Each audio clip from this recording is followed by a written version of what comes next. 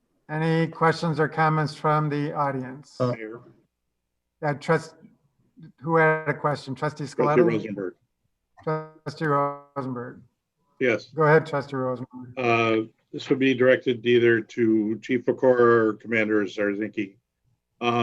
Just curious, Chief or Commander, there was a discussion elaborated on about the officer's discretion as to how to determine on what kind of charge an offender would get based upon their discretion. I was just curious as to how they go about choosing their process of how to determine that. So the officer would make a decision based on the totality of the circumstances.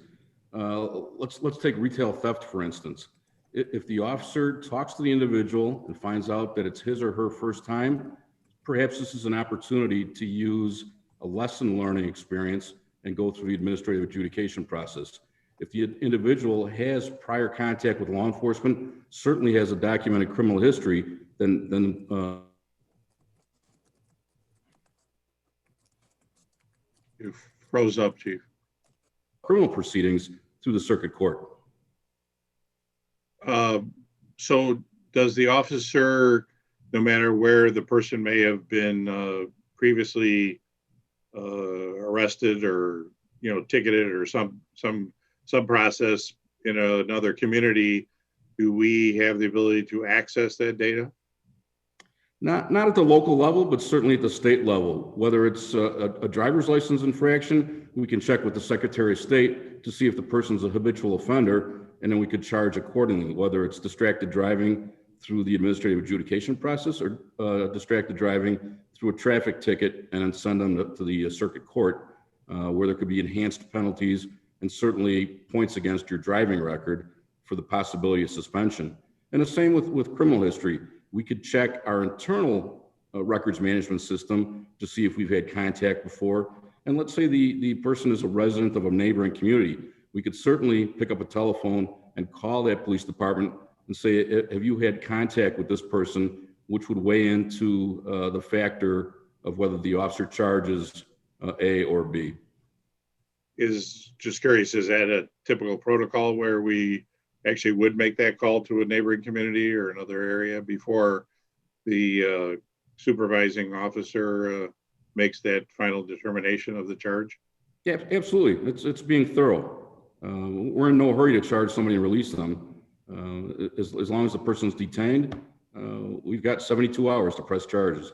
Yeah, I was just curious because if they were charged in a different community and went through the administrative adjudication process, maybe that they had, if we would ever find that out, if they were, let's say, arrested and then in Arlington Heights. Sure, and that could be done through a records check with the neighboring jurisdiction, or again through other means available to us through our records management system. Okay, but these aren't, when the person goes through this administrative adjudication, there's no statewide or any kind of record anywhere that another community would be able to access. Let's say the person the next day committed another act somewhere else.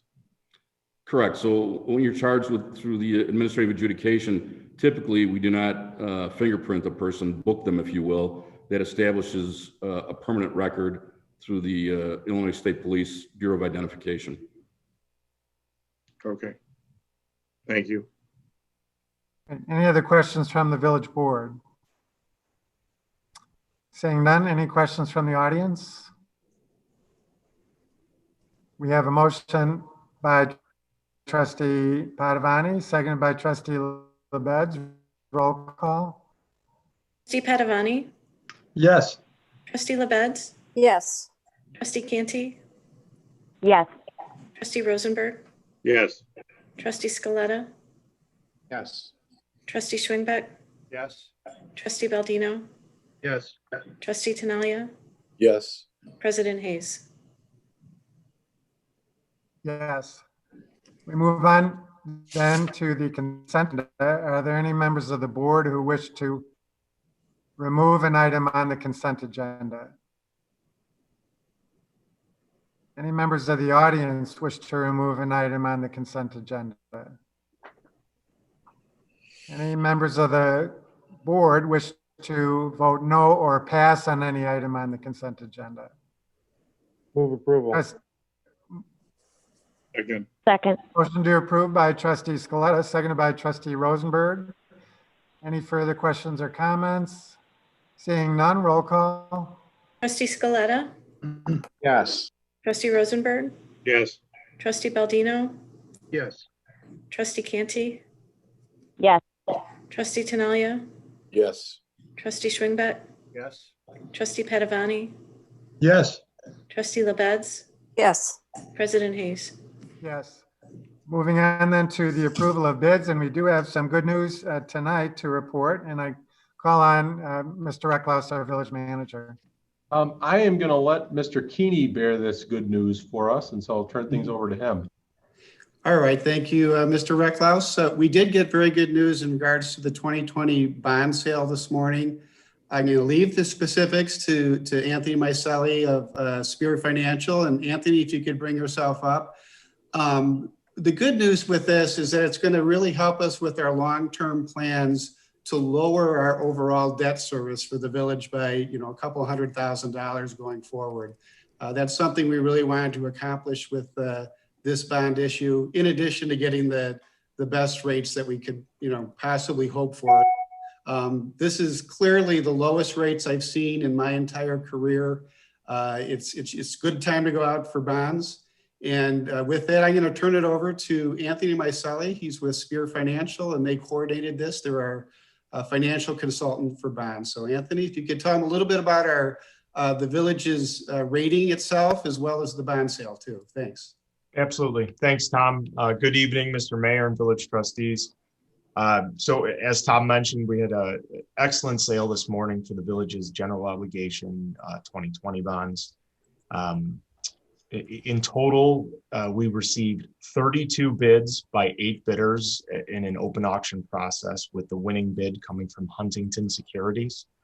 And that winning bid was on bonds with approximately a 10-year maturity, was a 0.9217%. So just remarkable. I'll say that, since the start of the pandemic and the kind of craziness we saw in the market at that time, I cannot believe that we've gotten to a point where rates have fallen this low. So the village really hit the market at a very opportune time. We did see 8 bidders come in, which is a really good number of bids to see on a competitive sale. And 32 bids. So there was a lot of rebidding and a high demand for your issue today. And I think there are a number of factors besides the market that led to that. Through this process, we go to Moody's Investor Service to rate the village on its creditworthiness, essentially. And the village received an affirmation of its very high AA1 rating for this bond issue. Attached to my packet, you'll see that Moody's rating report that discusses the village's creditworthiness. Just to point out the strong financial position of the village and the annual operating surpluses, along with, as they quote, the robust reserves and liquidity levels of the village are things that provide for this high rating, and in turn provide for the demand we saw today from these underwriters that wanted to buy these bonds. So in total, after the issuance, we resized the issue from an original size of just over 12.3 million to a final par size of $11.65 million, and that will provide for $13.7 million in project funds for the village on this issuance. With the resizing, because rates were so low and we were able to amortize principal a little bit quicker, the final true interest cost on this issue is going to be 0.8979. So For a 10-year issue, you've got under 0.9%. So with that, I'm happy to answer any questions regarding the bond sale or the numbers. All right, thanks, Anthony. Very good news indeed. We appreciate all your hard work on this. Trustee Rosenberg? Thank you, Mayor. Thank you, Anthony. That's, again, I would reiterate what Tom said. That's an amazing rate. Every time we seem to get another bond issue, it's lower and lower. And I mean, that's unbelievable. I don't know why anybody would even buy a bond that low and with so little interest being paid on that. But I guess there's people out there. So again, kudos to you guys and everybody in your organization for all their efforts and the work that you guys do for the Village of Arlington Heights, and appreciate your work over the past. So thanks again, and appreciate it. Thank you. Thank you. Any other questions from the board? Anything from the audience on this agenda item? Seeing none, I do see we do have to approve an ordinance on this, and so would it be appropriate to move the ordinance up to this point in the agenda? Any objection? I would move that we move the Seeing ordinance none. up to this point in the agenda. Second. Motion by Trustee Scaletta, second by Trustee Rosenberg to move legal A up to this point in the agenda. Roll call. Trustee Scaletta, Yes. Trustee Rosenberg, Yes. Trustee Schwingbeck, Yes. Trustee Baldino, Yes. Trustee Tinaglia, Yes. Trustee LaBedz, Yes. Trustee Padovani, Yes. Trustee Canty, Yes. President Hayes. Yes, and would someone like to make the motion? Trustee Rosenberg? Thank you, Mayor.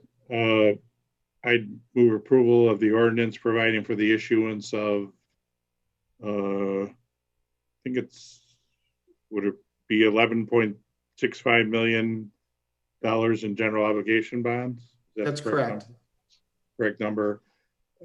So I approve an ordinance providing for the issuance of $11.65 million general obligations bonds, Series 2020 of the Village of Arlington Heights, Cook County, Illinois, to finance water main replacement, street rehabilitation, and public parking lot improvements in and for the village, providing for the levy and collection of a direct annual tax sufficient to pay the principal and interest on said bonds, and authorizing the sale of said bonds to the purchaser thereof. Second. All right, motion by Trustee Rosenberg, second by Trustee Baldino. Any further questions or comments from the board or from the audience? Seeing none, roll call. Mayor, Trustee, one second. Just to also thank Mr. Keeney for all his work on putting together all the information for the bonds. So thank you. Thank you, Trustee. Okay, now Becky, roll call. Trustee Rosenberg, Yes. Trustee Baldino, Yes. Trustee Scaletta, Yes. Trustee LaBedz, Yes. Trustee Padovani, Yes.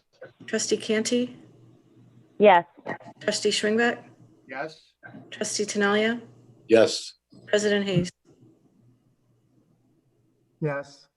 Well, again, thank you, Anthony, for this very good report and nice work. And Tom, you and your team as well. So thank you all. All right, thank you. We have no other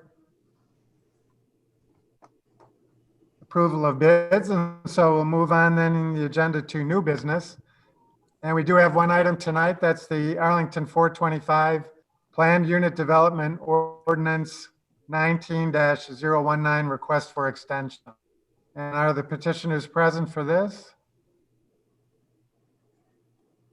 I can take this one, Mayor. Mr. Frizzell's on the. Okay, Mr. Frizzell, proceed. Mayor, Trustee Tenaglia's got his hand up. I'm sorry, Trustee Tinaglia. Thank you, Tom, and thank you, Mayor Hayes. I just wanted to recuse myself from discussion on this, as I have in all instances in the past because my firm is the architect working on this project. So I'll sit quietly here during any discussion. Now, Mr. Fussell?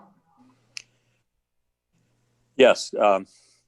Thank you, Mr. Mayor.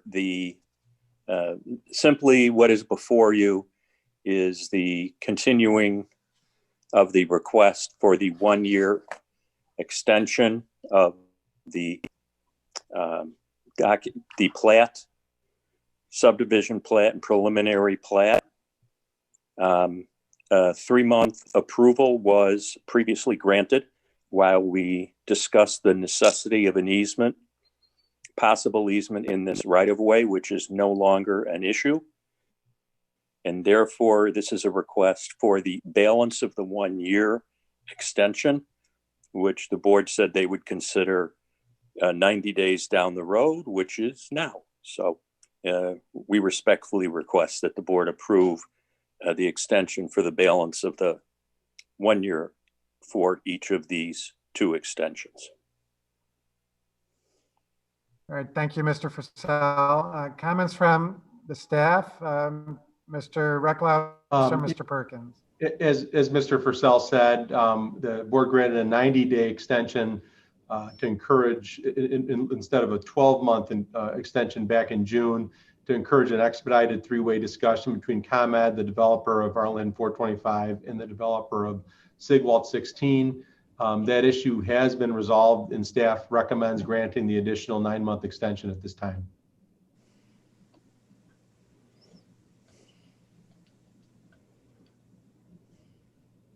All right, any questions or comments from the board? Mayor. Seeing none, any questions or comments from the audience? Trustee Rosenberg, Mayor.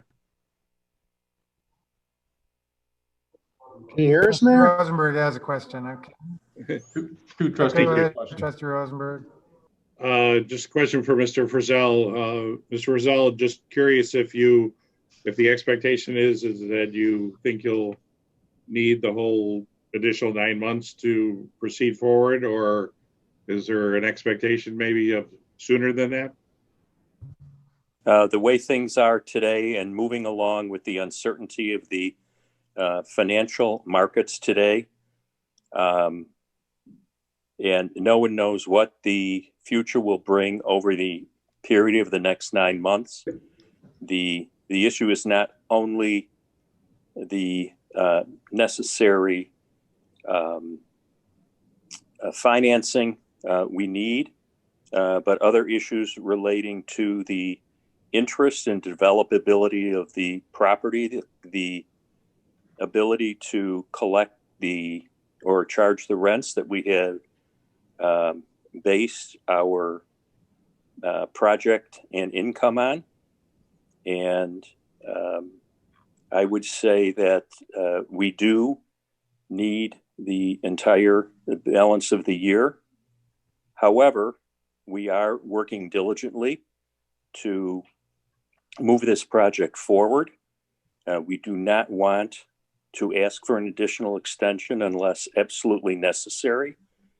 And so we are requesting the balance of the 9 months that are left over in order to hopefully complete our total financing package for the property. Thank you.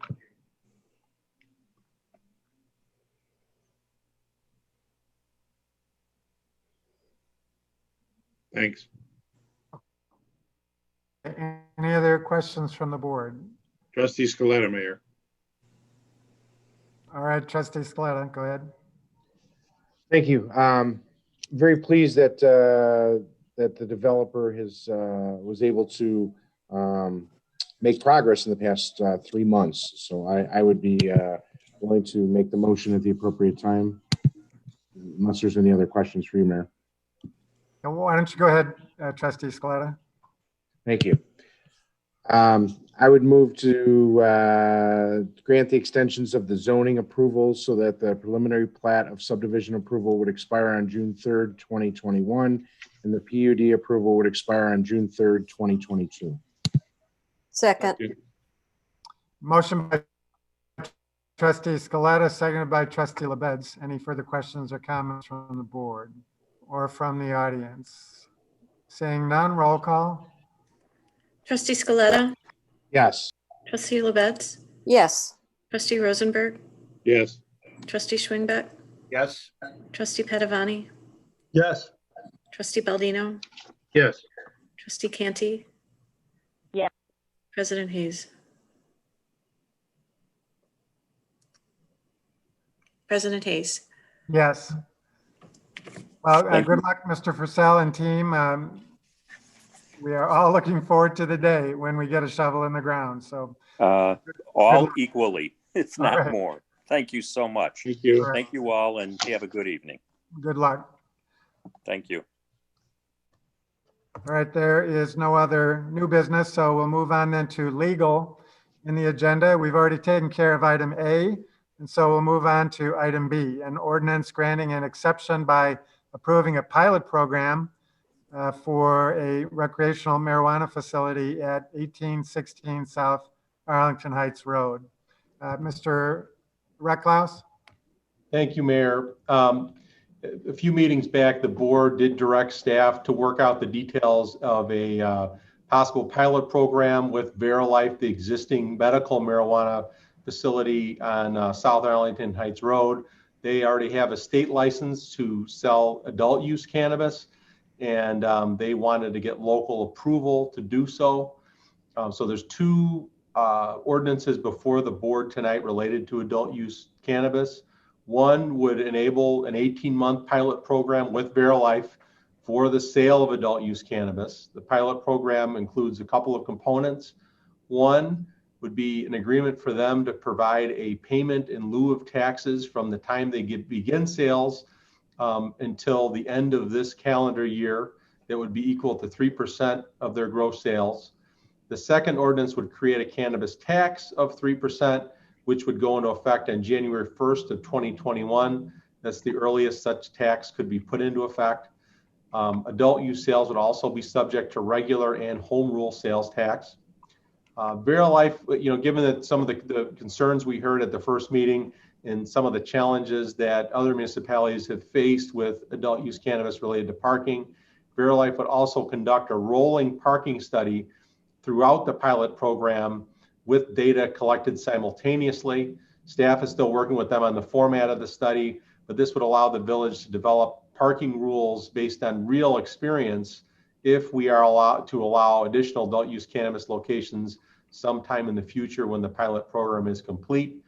As written currently, when the pilot program is complete, the village has the option to disallow them from further adult use cannabis sales or to allow them to continue. And so it puts us in the driver's seat in that regard. The revenue from the dispensary would be treated the same way as any other sales tax and would just simply go into the general fund. So we're looking for direction and guidance on both of those two ordinances and are happy to answer any questions. There also are representatives of Verilife here this evening, and I know that they're happy to answer any questions that the board may have as well. A couple of questions that I have before I turn it over to the board. First is on the length of the trial period. I'm just wondering why the period is so long, 18 months. Generally, the trial periods that I've seen have been 1 year historically in the village, just in terms of things that we revisit. And so I'm just wondering why the 18-month trial period was chosen as opposed to 12 months. The original proposal by Verilife was for an 18-month trial period, and we didn't speak to that issue or hear any objection from the board at that first discussion on an 18-month trial period, so we went with that. Obviously, the actual length of the period is up to the board and something that can be amended if desired by the village board. And then the second question is somewhat related to that. I think the length of the period could be acceptable if there was some mechanism to cease operation of the recreational sales. If for some reason, in sometimes short of 18 months, problems occurred that would require the village board to force them to cease their operations. And so I don't see any mechanism in the draft ordinance that would allow the village board to cease operations at the facility or any criteria that would allow us to do that. So what does the staff foresee as a mechanism to do that short of 18 months? You know, the initial concept was to kind of give it the entire trial period so you could evaluate it. But if for some reason the board wanted to terminate the pilot program as it was established by ordinance, you know, in terms of a blunt instrument, the board could simply repeal the ordinance that that causes the pilot program, and that would end the period of time that they would be able to sell adult use cannabis. But, you know, we did talk about this a bit, and I don't know if Ms. Ward, our in-house counsel, would like, she can speak to, you know, another possible option if it's the desire of the board to add additional language to the ordinance. I don't know, Robin, do you want to mention that? Sure. I think the challenge just becomes how to, what those kinds of guidelines and decisions would be. So we can create, I can add language that sort of says, if the village board determines that the business is detrimental to the village, the business shall be required to cease operations, for instance, within 30 days of the date the ordinance is repealed. Any change to the pilot program taking away the permission would require a repeal of the ordinance. But I, you know, as I thought about it, I'm not sure what those kinds of things would be. Not sure what kinds of specifics we could lay out. I just want to make sure that we have some mechanism that allows us to cease the operations there if circumstances occur such that the village board thinks that that's the right thing to do. I don't want to wait for 18 months if all kinds of problems are occurring and our hands are tied because we didn't put any mechanism in there. So if you're saying that there's sufficient authority for us to do that, then I'm fine with that.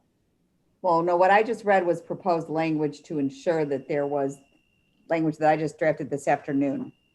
It would be in addition to section 3, and it would say, if no less than 6 months after the business has begun operations, under the belief that there's got to be some ability for them to operate to determine if there's a problem, the village board determines that the business is detrimental to the village, the business shall be required to cease operations within 30 days of the date this ordinance is repealed. That's not in the version that's uploaded. That's literally something I wrote at 5 o'clock this afternoon. Okay. Yeah, I'd be interested in hearing thoughts of the other board members on this. So Trustee Scaletta, did you have a question?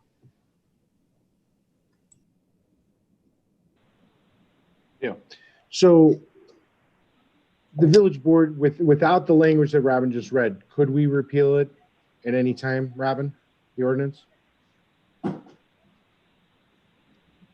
Well, the village board can always repeal an action that they take, so sure. But the ordinance as drafted and as presented presumes that they'll operate through February of 2021. So I don't know that they would have a cause of action, but we're giving them the ability to spend money, create their space, do what they need to do under the assumption as drafted that they're going to be able to do that at least through February of 2022. Okay. My opinion, 1 of 9.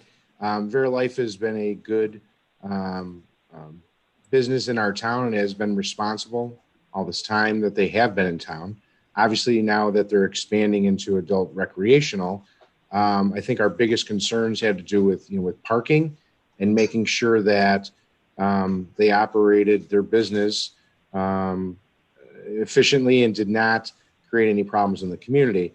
And I think the biggest concern that in that specific location is really going to be a parking issue. And if they're going to manage their sales online and they're going to be able to determine when people are coming and going, I think that they're going to be able to manage the traffic and the parking situation effectively. I think that this meeting is enough notice to them that, in the event that there's a problem during the the 18 months that, you're going to hear from the village to try and remedy whatever problems may occur. I expect that Verilife is going to comport themselves with the same integrity that they have since they came to this community. So I don't have a problem with it being 18 months long. I originally spoke with Mr. Recklaus as well about it being 12 months. Honestly, I think that, we're splitting hairs at some point. We're already in the middle of the year. We're creating this extra in lieu of, where we'll get the 3% tax that's not even on the books yet. So they're acting in good faith already. And so I'm willing to make a motion as soon as you hear from my colleagues. Trustee Canty. Yeah, I understand your concern, Mayor, but I am uncomfortable with language that says we will pull this back if it is detrimental to the community. That's just too vague to me, and I don't tend to like vague ordinances. I'm inclined to go with the 18-month pilot program. I think that's the result of a compromise. I appreciate staff taking the time to work with this company here in town to try and get this done. I appreciate Verilife PharmaCann's willingness to work with the village and do the things that we need them to do. So I am inclined to second Trustee Scaletta's motion. Well, you didn't make the motion yet. When he makes it. Okay. Trustee Tinaglia. Thanks, Mayor Hayes. Just one quick point. We're in some uncharted times here with this coronavirus and the way things are with retail sales and online sales as strong as they are and how different things are. So I'd want to believe that we're going to need every bit of these 18 months just to get a good, realistic peek at how this will behave the last 12 months of this, assuming we can get through the first 6 months of it as a starting point. So I'm good with 18 months. I think it's reasonable, and I'd like to see these guys succeed, and I'm confident they're going to do everything in their power to make that happen. Trustee LaBedz. Thank you. I'm also comfortable with the 18 months and trustees on that as Trustee Tinaglia said, these are different times, so we need to treat it as such. I just have a question again related to the sales, the process. Do I understand it correctly? I understand it that currently for medical marijuana customers, they make an appointment online and come in. And will that be true for the recreational at this time, or is that treated differently? That's what I wanted to clarify. My understanding is they are treated the same, but we do have representatives of Verilife. I don't know if they would like to speak and talk about their process briefly. Hey, it's Bill McMenery from Verilife. Thank you for taking the time to hear us. So specifically to answer the question, the medical patients have access to the dispensary on a non-reservation basis. It would be the recreational customers who would be placed on the reservation system. Oh, okay. I guess I had it flipped around. So that will help to control the traffic, the number of customers. Certainly at this time, that would help provide the social distancing necessary in a retail operation. And I guess that's kind of how you see it. Oh, absolutely, for sure. So we operate the business under COVID protocol, a very strict COVID protocol. We ensure that there's social distancing and safety for our customers, patients, and team alike. And we would employ the reservation system and ensure that we're maintaining a capacity that allows us to be a great neighbor in Arlington Heights. So we'll take every effort to ensure that we modulate the flow of people in and out of the dispensary. Okay, thank you. Thank you. Mr. Nemec, I'm sorry, I didn't catch what you said about the appointments. Who's required to make an appointment? The recreational customers or the medical customers? Yeah, so it's our recreational customers, our medical customers. The dispensary is open to them, to kind of to walk in because they are medical patients. Our recreational customers will utilize the reservation system to reserve their product online, make an appointment, and then come pick it up. Okay, thank you. Any other comments from the board? Trustee Rosenberg. Thank you, Mayor. Well, Mr. Nemec, I assume that if you do in fact violate any kind of laws under the Illinois cannabis law, that the state would come in and I don't know whether it's pull your license, is there fines, or can you kind of walk through the process if you do in fact have a violation that occurs, what the process would be? Yeah, Sure. Trustee Rosenberg. Oh, go ahead, Bill. Please go ahead, Randy.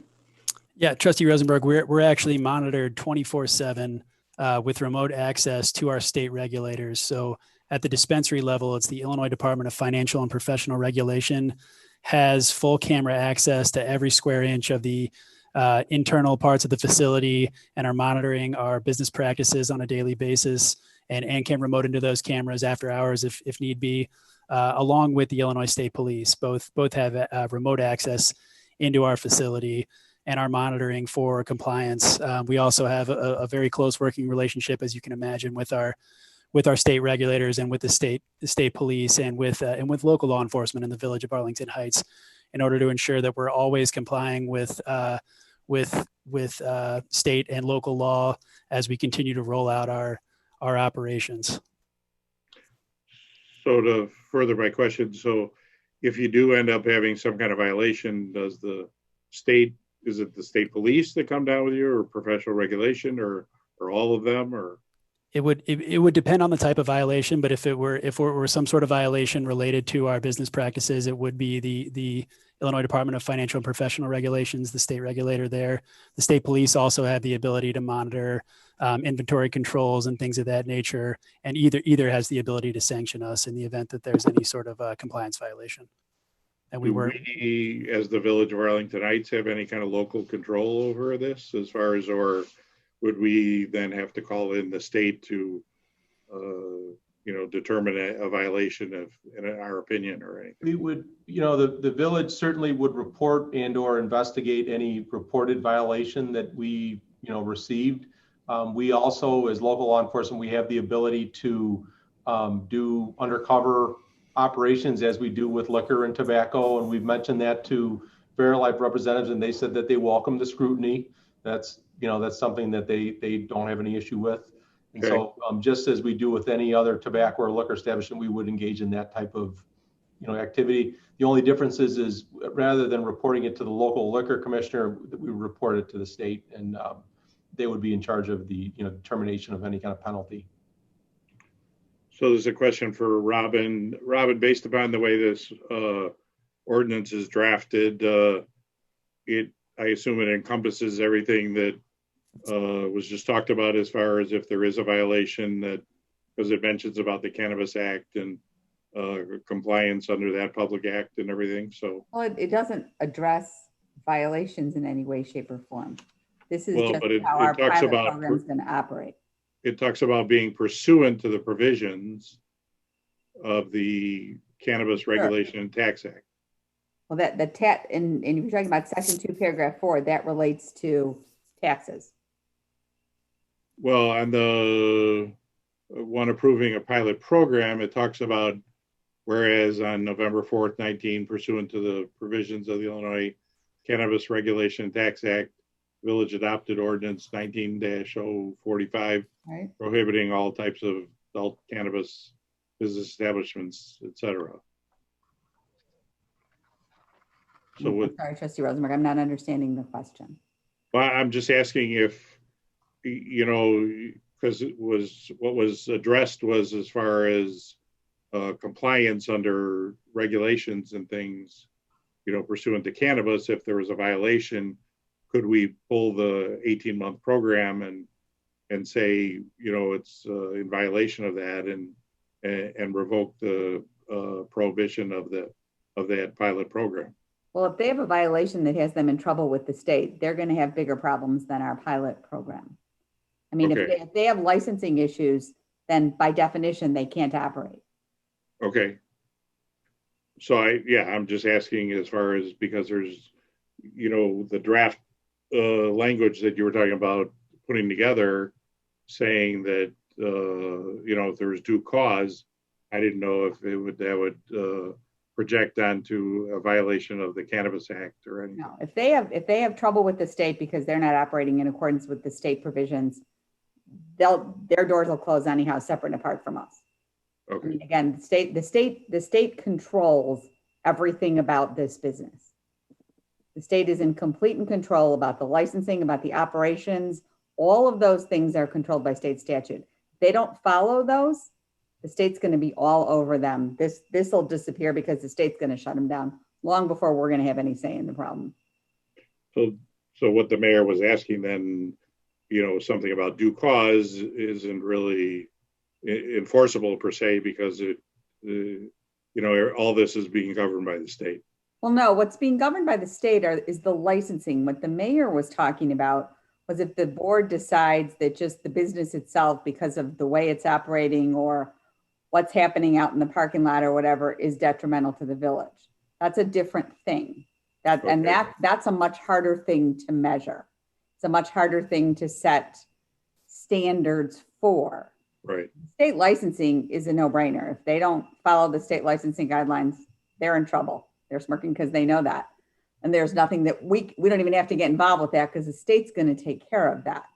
What the mayor was talking about was separate, assuming they're operating in accordance with the state statute, doing everything the way they're supposed to be doing. If the village decided for some reason, 10 months in, that they didn't want them anymore. That's what the mayor was talking about. And it's hard to develop standards for that because it's hard to say what might drive the village to not want the business to be open anymore. Basically, we would have to write out the 18 months if for some reason we weren't happy with them, and just at that point in time, then make a determination on going forward. Well, I guess I would say that if the village wasn't happy with them and there were issues, I would imagine a conversation with them would be the right thing to do to determine whether they wanted to write out the 18 months or they may want to go someplace else at that point. If right, at the end of 18 months, the village is going to close their doors. Possibly. Okay. All right. Thank you. Mayor, can I just get a point of order? Go ahead, John. So the petitioners, both of their names are the same on the Zoom. Can we just clarify for because this is going to help Becky when she has to put together the minutes of who said what. So I think I don't want to, you guys tell us who you are for the record, please. Thank you, Trustee, Mr. Mayor, and members of the Village Board. My name is Brandon Nemec, actually, spelled correctly there. And my counterpart that joined us tonight is our Chief Revenue Officer, Bill McMenamy. It's BILLMCMENAMY. And I apologize. That was I forwarded him my invite, so that was my fault. I apologize for the confusion there. Thank you for the clarification. Thank you, and thanks, Trustee Scaletta. I was going to just do the same thing, so I appreciate it. Any other questions from the board? Saying nothing from the board, I do have one hand. Trustee Baldino has his hand up. Baldino. Go ahead, Trustee Baldino. Thank you, Mayor. Trustee Tinaglia stole my point about the unusual circumstances that they'll be opening their business on. And so I just simply wanted to say that I was fine with the 18 months and fine with the ordinance as it's written. Thank you, Mayor. Okay. Anybody else from the board? We do have one hand in the audience, John Corbett.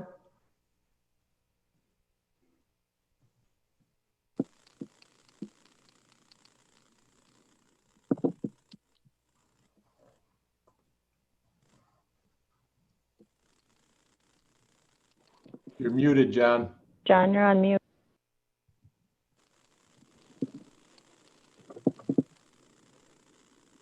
Okay, there goes. I'm an old guy. Anyway, do we have any statistics on how much money we may have lost by not doing the marijuana thing earlier? and how much we may lose in the future if we don't do it. Are we developing any statistics as that? Sorry about my dogs barking. Are we developing any statistics as that? Does that make sense? Mr. Ecklouse, do you have any idea? It's impossible to say exactly, because we don't know when people would have been open or what the sales would have been. But, we're conservatively estimating that the village for a single dispensary under the sales today, based on the market today, based on the number of dispensaries in Illinois, that we would be bringing in around $500,000. We think that's fairly conservative. We think it could be in excess of that with the sales and home rule sales tax components. And so that's roughly what we think it could be. It could be a little bit more, it could be a little less, but that's what we're estimating at this time. With all that's going on right now and not bringing in as much revenue because of the restaurants, I don't understand why we are not trying to do something like this to raise revenue. I mean, you can go buy marijuana anywhere in the world or in the suburbs. Why are we doing this? We are doing this. That's what we're reconfirming, and we're doing a pilot program. Okay. All right, thanks, Mr. Corbett. Any other members of the audience who wish to address the board on this agenda item? Anything else from Verilife, PharmaCann? Mr. Mayor, just in closing, and members of the village board, I just want to reiterate some of the points that were already made by some of the trustees here tonight, that we will continue to work in partnership with the village and continue to work diligently, especially, of course, knowing that we will be back in due time before the village board in the hopes of extending our pilot program, but we will work diligently in order to meet and exceed all of the expectations and address all the issues that have been laid out through the debate. And we just are incredibly grateful for the opportunity to continue to earn our reputation and earn our status as a good partner and member of the business community here in the village of Arlington Heights. So thank you for your time. Okay, thank you. Go back to the board then for further discussion or a motion. Trustee Scaletta, are you ready now? I am. Thank you, Mayor. I would move that the village board approve the ordinance granting an exception by approving a pilot program. Second. Motion by Trustee Scaletta, second by Trustee Canty. Any further questions or comments from the board or from the audience? Seeing none, roll call. Trustee Scaletta? Yes. Trustee Canty? Yes. Trustee Padovani? Yes. Trustee LaBedz? Trustee LaBedz? Yes. Oh, yes. Trustee Schwingbeck? Yes. Trustee Baldino? Yes. Trustee Rosenberg? Yes. Trustee Tinaglia? Yes. President Hayes? No. Right, we have one other agenda item related to this issue, Mr. Recklouse. Yeah, the next item is just the approval of a 3% cannabis tax. In order for it to go into effect on January 1st, it has to be adopted prior to October 1st under state law. And so staff recommends its approval. All right, questions from the board? Trustee Rosenberg? I would just make a motion unless somebody else has questions. Go ahead and make the motion and we can take questions. Thank you, Mayor. I'd approve an ordinance amending Chapter 7 of the Arlington Heights Municipal Code, Article 16, Municipal Cannabis Retailers Occupation Tax. Second. Motion by Trustee Rosenberg, second by Trustee Padovani.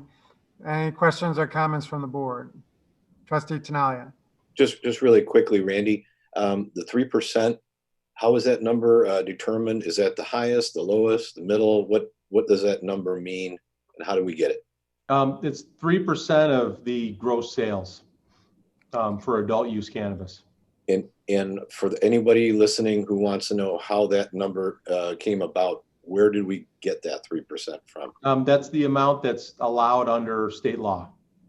And it's the maximum. Yes. Very good. Thank you. That's it.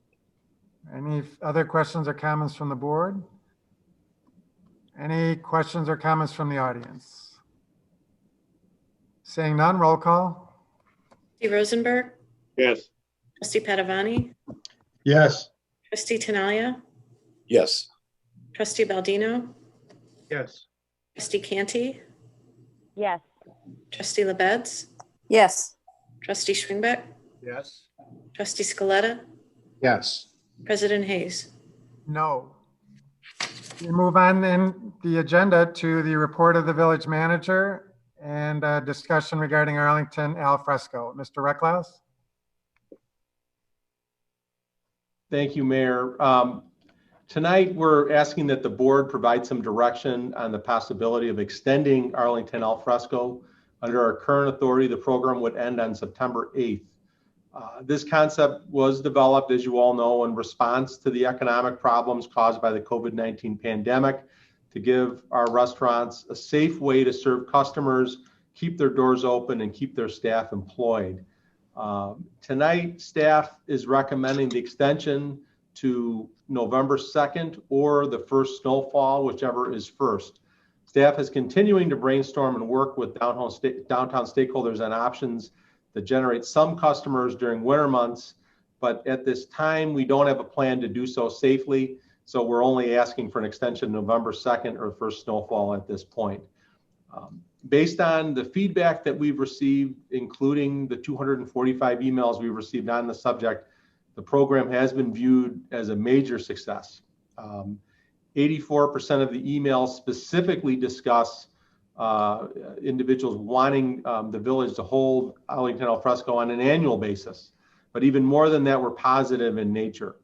We have also hosted multiple virtual meetings with residents, downtown residents and businesses to receive their feedback as well. And we should note that while many downtown residents have provided very positive feedback, including that the reduction in traffic and car radio noises reduced the overall noise level that they are experiencing, and they've also heard that they've noted that the fact that the activity now ends at 11 p.m. instead of the usual 2 a.m. We have to acknowledge that we have received some noise complaints related to the music played, particularly from residents of the Metro Lofts building. We have tried to work with restaurant owners to keep their music down, recognizing the need of our downtown residents. We've had varying degrees of success with that effort. This is a unique problem, and under normal circumstances, we just do not allow outdoor music other than sounds of summer concerts.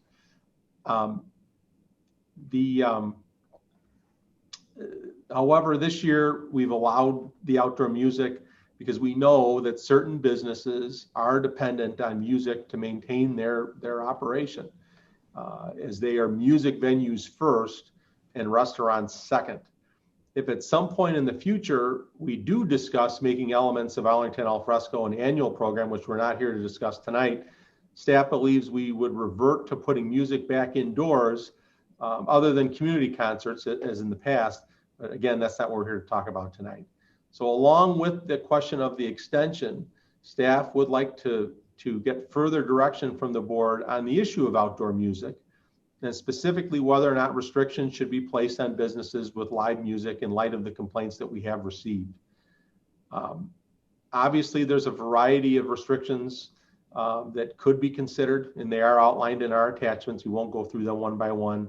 Staff is, after a lot of discussion, is recommending, however, that we continue to allow live music and work with restaurants on a case-by-case basis as complaints occur, rather than put across the board restrictions. Again, I think it's important to note from staff's perspective that Arlington al fresco is an emergency response to an economic crisis. And we want to make sure that we can keep our downtown businesses thriving as long as possible, as we're painfully aware that there's going to be an extended loss of business no matter what we do over the winter months when outdoor dining is simply no longer a possibility. But we believe that it's an important time to discuss this issue as we discuss the extension of the program. And so we're look forward to further guidance, or happy to answer any questions that the board may have on this issue. All right, thanks, Randy. Well, I do like the suggestion to extend through November 2nd. I'm a little concerned about the vagueness of the first snowfall provision. That could be a dusting on October 15th. And I would hate to see the program shut down on October 15th after a dusting of snow. So I know we have to be a little flexible in terms of our interpretation. And I just wondered what your thoughts were on that, Randy, on the snowfall situation. I think we're going to be as flexible as we possibly can. And at this point, we're saying November 2nd, but if we got to a point and we're at November 2nd and we had a forecast of really great weather for another couple of weeks, we would be suggesting we keep this thing going as long as we can. But we just know at some point we're going to have to cut it off. But if we do have, for some reason, some sort of unseasonably large snow event prior to November 2nd, when we have to begin snow operations, that's when we think we would cut off, because the ability for us to keep that area clear and safe and free of snow and ice, that's what we're concerned about. We don't want to have trip falls. We don't want to have a situation where, we just don't have the resources to hand shovel that whole area. We can't bring in the equipment that we normally do to clean the downtown with the presence of that. And so while we're still brainstorming ideas for now, in order to kind of buy us time to continue this discussion, that's kind of the threshold that we came up with, and that's what we're recommending. Okay, thank you. Questions or comments from the board? Trustee Schwingbeck. Thank you, Mayor. Randy, to say that we've got a large number of residents that love it. I love Arlington al fresco too, and I love the music down there. But fortunately for me, I live about 10 blocks from it, and I don't have to live through it every day. And prior to moving where I am today, I lived in the backyard of Frontier Days, and I enjoyed that as well for 5 days a year. And if I had to put up with Frontier Days for the entire summer, I wouldn't have enjoyed it. And I think for the residents downtown, that's what this Arlington al fresco has turned into. I talked to one of the business owners. You had kind of laid out 4 options. And I had talked to him about a 5th option. I just don't think leaving it to the discretion of the restaurants down there is the answer, because I don't think there's been a weekend that has gone by from the time we started this that I haven't gotten a phone call. So there is loud music down there. And what I said to one of the restaurants is, turn the music down. I love going to these places, but I want to enjoy talking to the people that I'm with, and I want to enjoy the music from that particular restaurant within the space.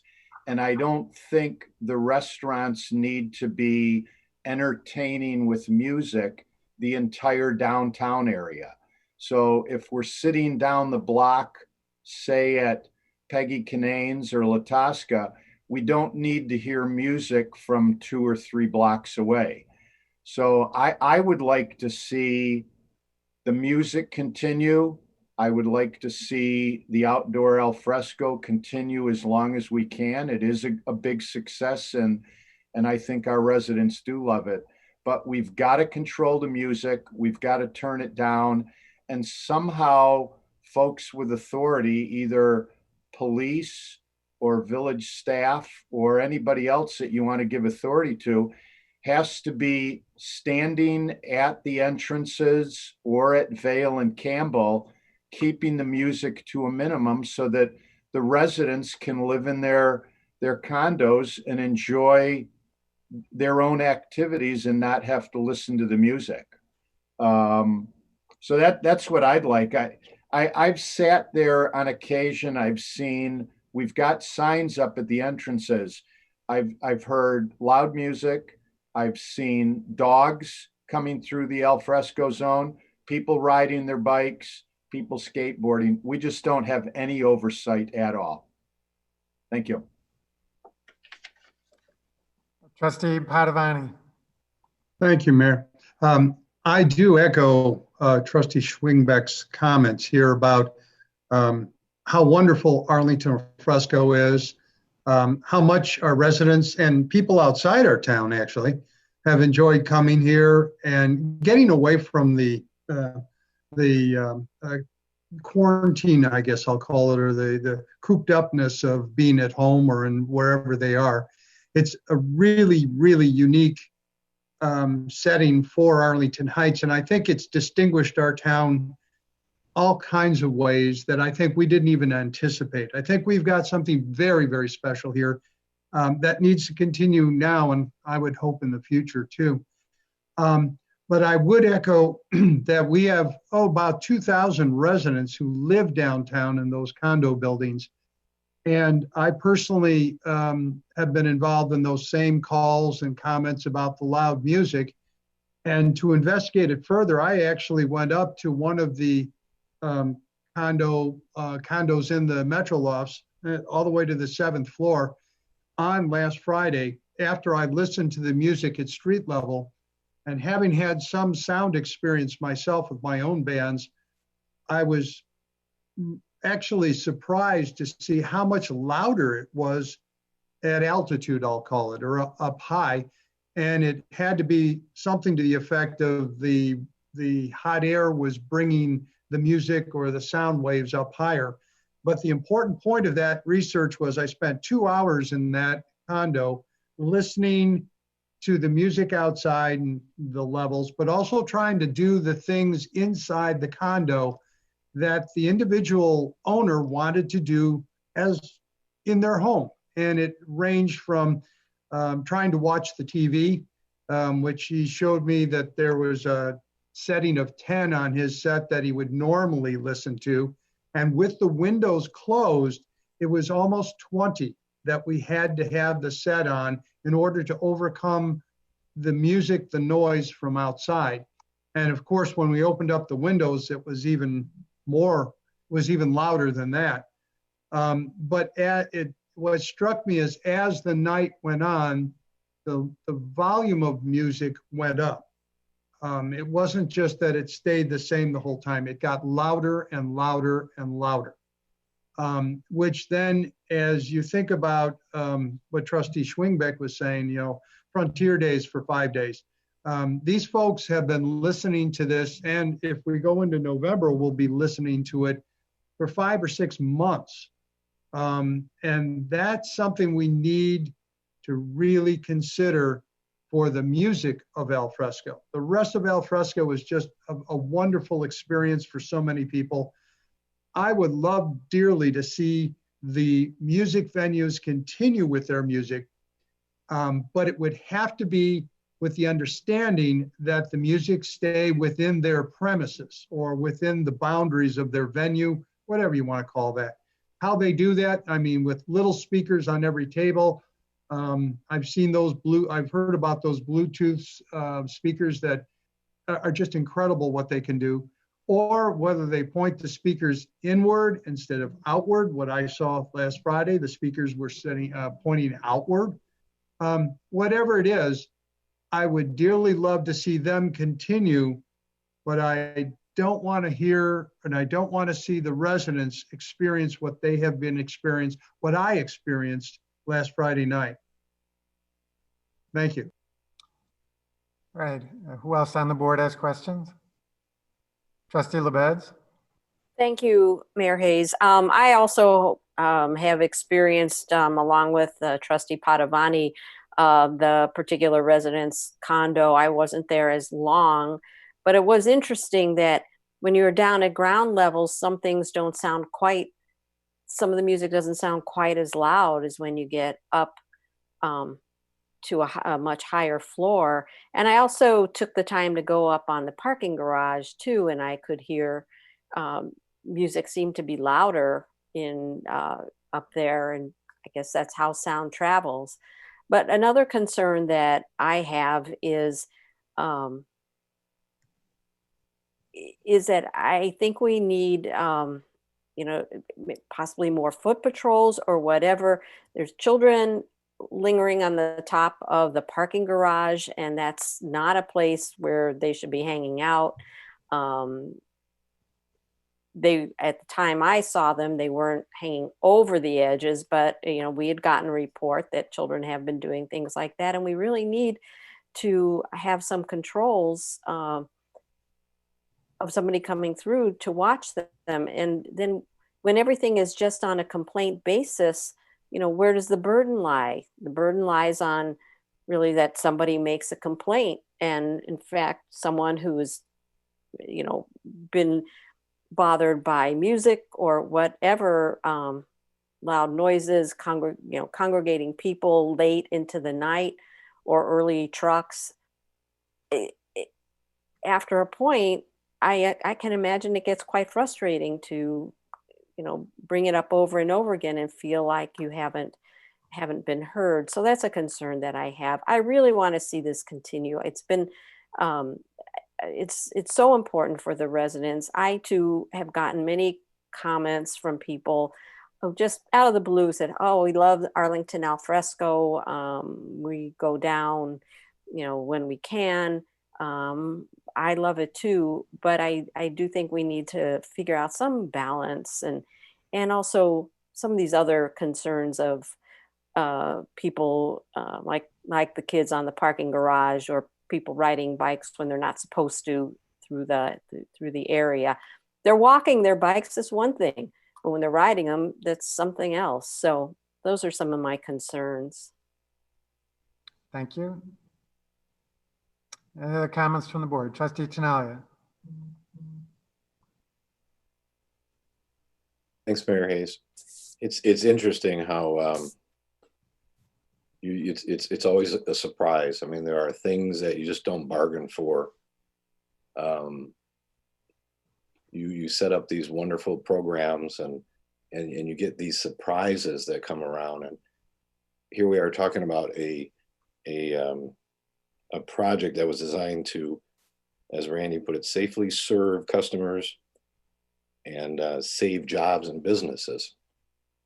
And now we're talking about maybe doing this next year and the year after, because it's such a success. I mean, what a wonderful surprise. I mean, it's really lucky us, lucky our town, lucky our residents, lucky our businesses.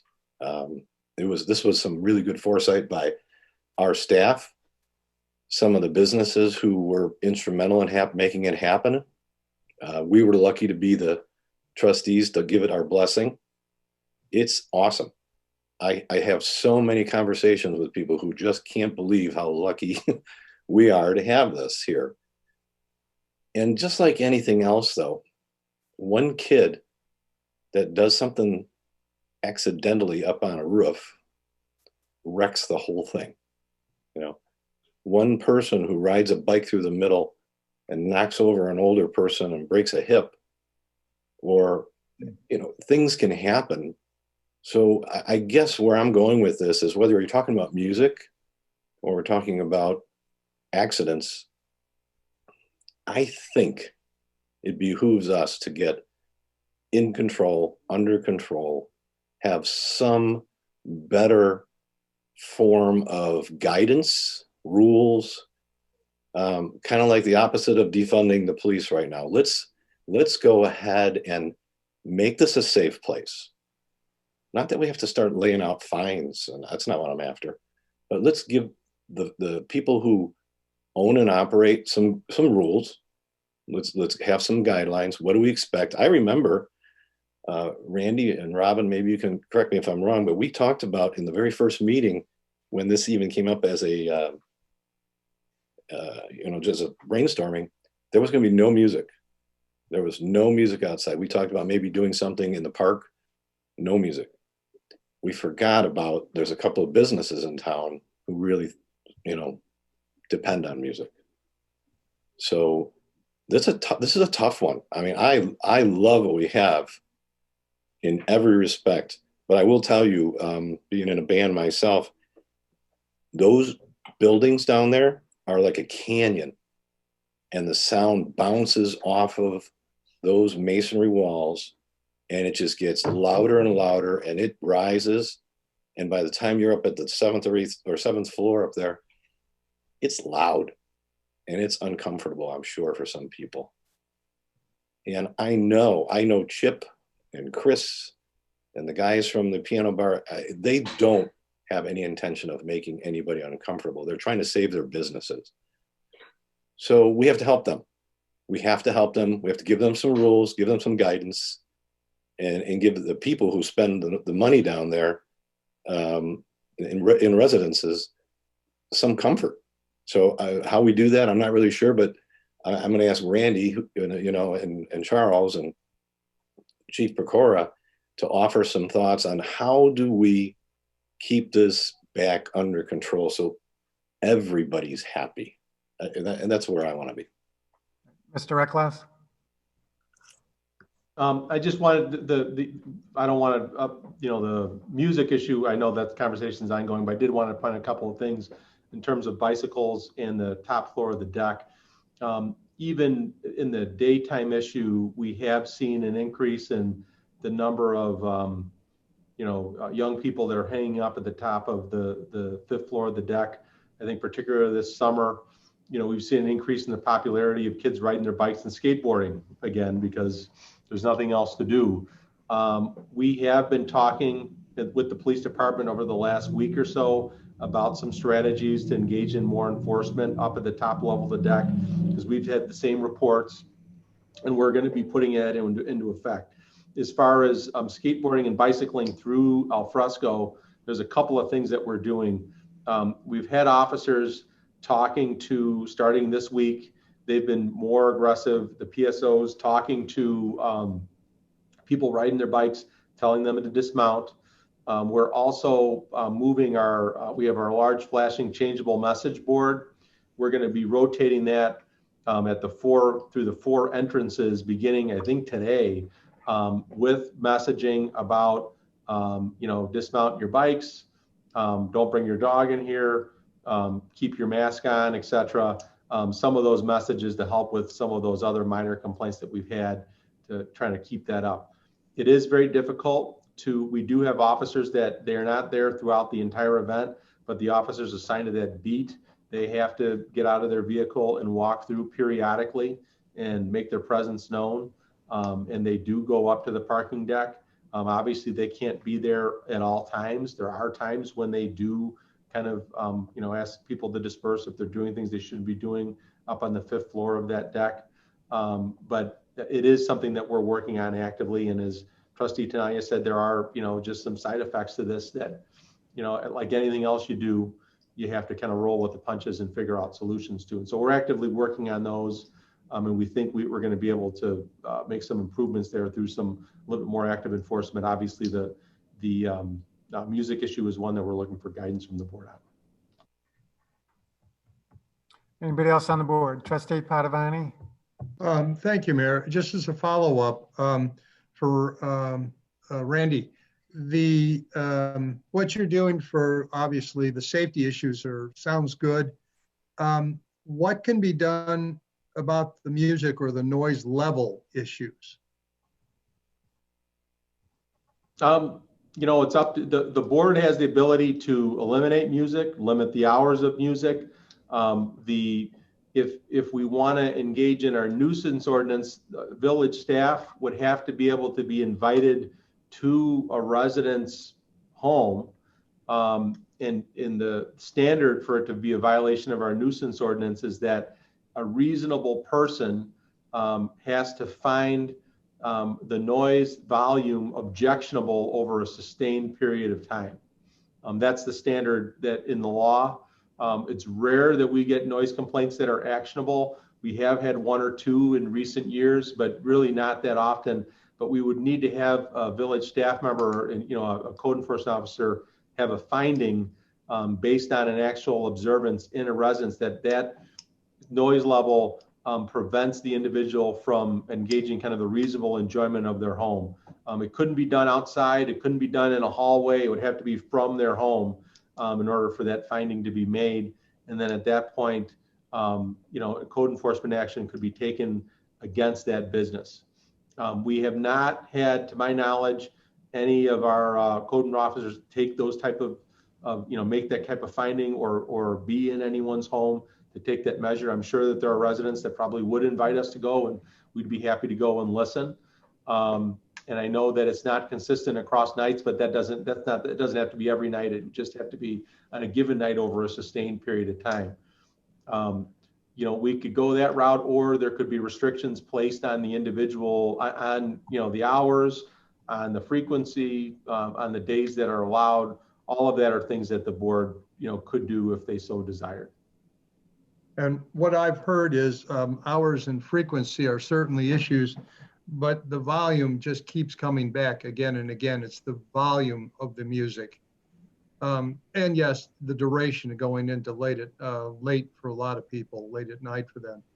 So if you received a volunteer or two, they would have to contact the village and say, okay, I'm willing to let them come up to my condo to listen. What is a sustained period of time, do you think?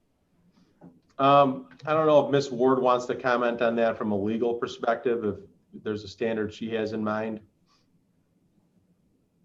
Yeah, there's not a specific, there's no time period. It's going to have to be more, it's got to be enough so that the reasonable person would find that it's offensive. So, noise for 5 minutes is probably not.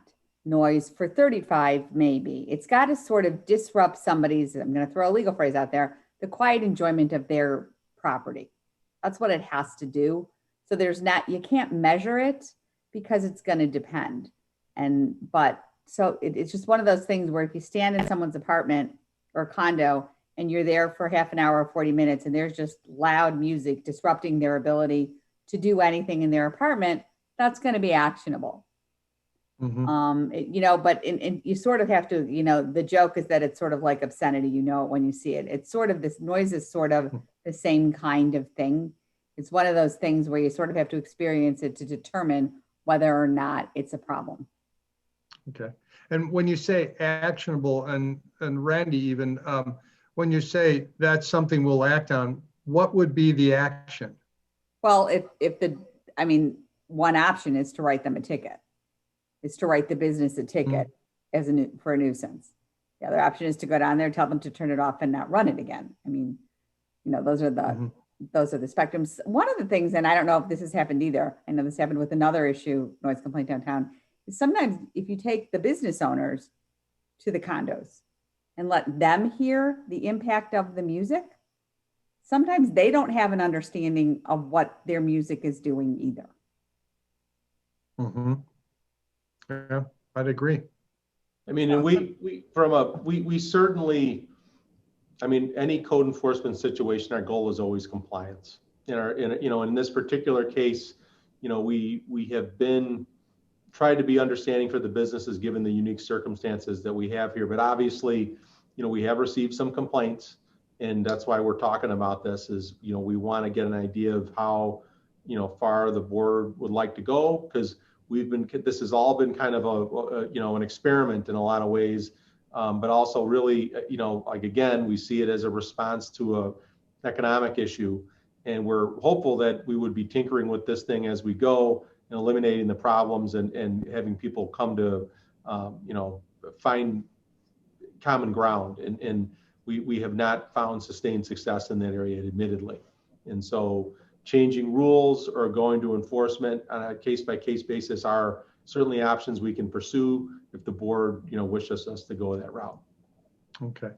And one last thing, and I just recently heard from a resident of another building, a different building, that there were late night revelers who, after all the restaurants were closed, everybody had gone home, apparently they took up positions in the chairs and tables of one of the outdoor restaurant dining areas, and they were extremely loud. And this was starting at 2 a.m. in the morning and going later.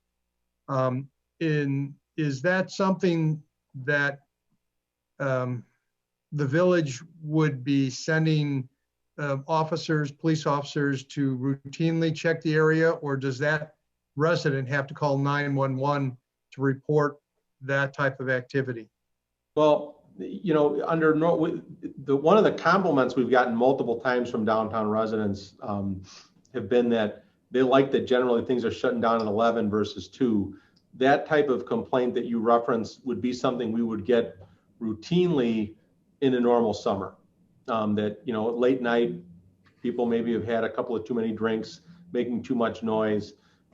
We generally have had officers stationed in the area that sweep through around closing time, and that kind of discourages that behavior. Again, if the officer from that beat is on another call, that can't be there every single time. And Right. and so sometimes you catch those people, sometimes you don't. Sometimes just the officer being there makes everyone quiet. But if if you're hearing a disturbance at night, absolutely, by all means, call 911. An officer is probably just a couple of minutes away, and they can get over there. And so we would encourage that. Obviously, we've shared that information with after you and I spoke this afternoon, I did share that information with Chief Pecora, and that's something they're going to take a look at. But again, they do try to keep a presence during those hours when they can, and in this case, they just weren't there. Okay. Thank you, Mayor. I would just hate to see us get to the point where we have to put police officers in private residence condos to monitor this and then issue tickets. We've got the people who are responsible for this on this call tonight. And I've talked to them personally. They understand what the issues are. And I hope they're getting the message, because we just can't go on like this. And I know that they're on this call right now, and I'm hoping they're getting the message, because our residents can't put up with this anymore. And so you're going to have to change that volume immediately, or we're going to have to change the way you operate your businesses. It's as simple as that. And so I'm just hoping they're getting the message. So who's next? Trustee Rosenberg? Thank you, Mayor. So I agree that we ought to definitely extend the Arlington al fresco to November, the snowfall. I agree with that, but I also concur with the comments were made about the noise. And I thought, Randy, at one time that the health department had some kind of devices that measured noise or sound level that they've used in the past. And, maybe it's something where we could actually mount some kind of devices on a building or something nearby, and, with the ability to measure the sound.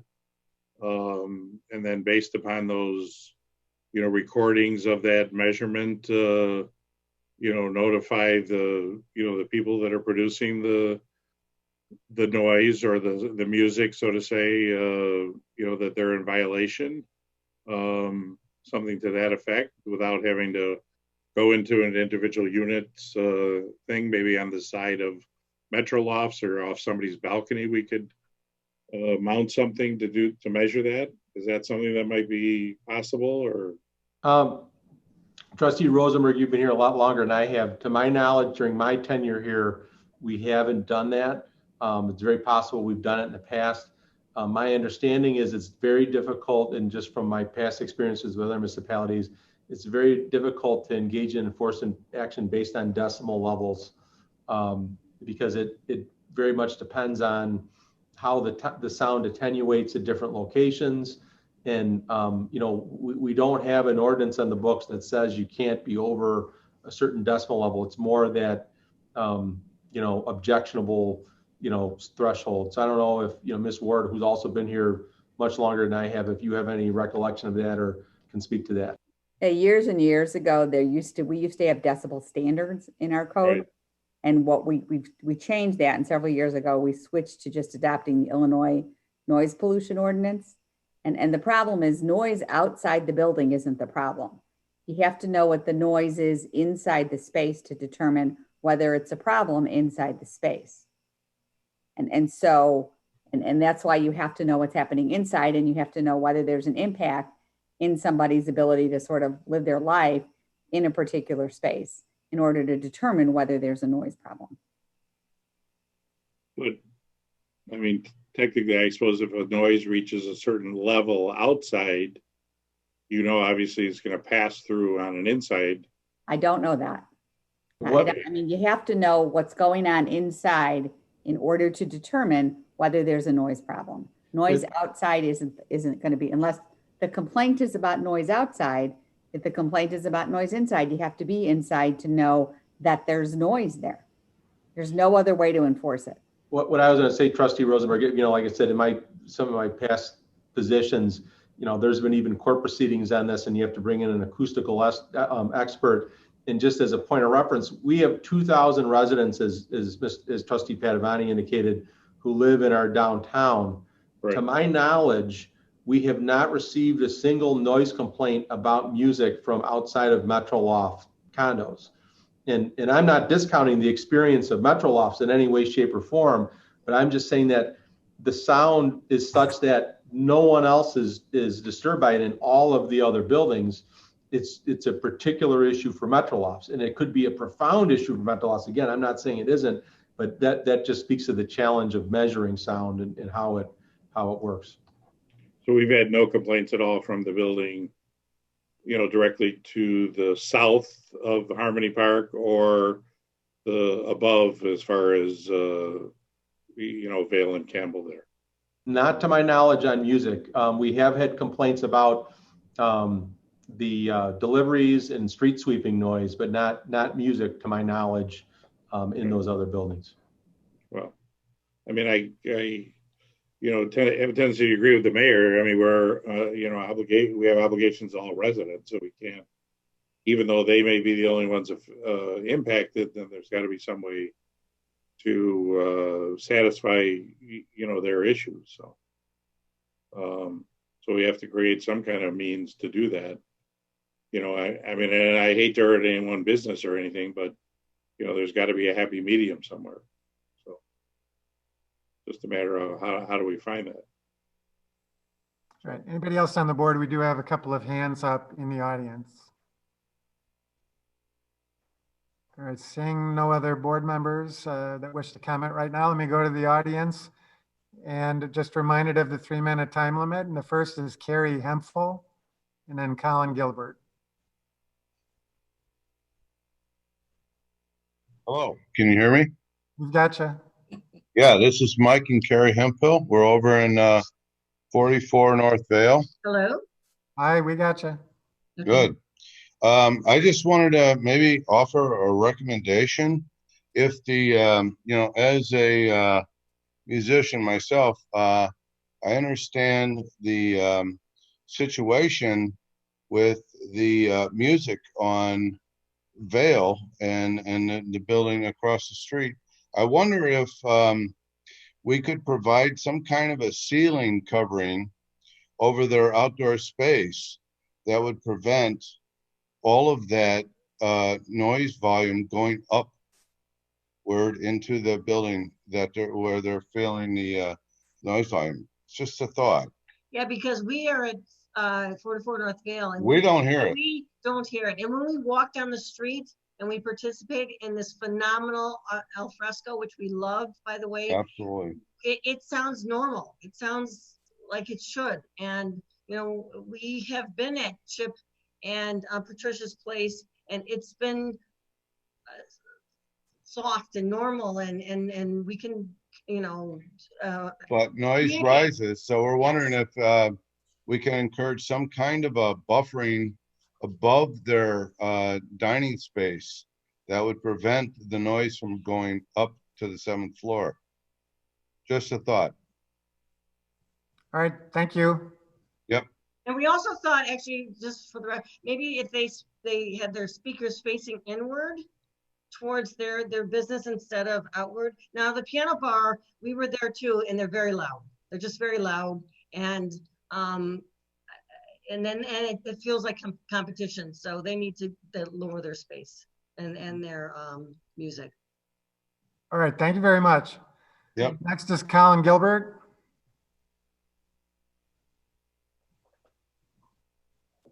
Can you guys hear me? Yes, Colin, go ahead. All right, thanks. It's good to see all you guys. I just got on here mainly to thank you all for allowing this thing to take place. I think you guys have done more good with this than you could possibly imagine. The positive impact it's had on the businesses and on the people that come out. It's just fantastic.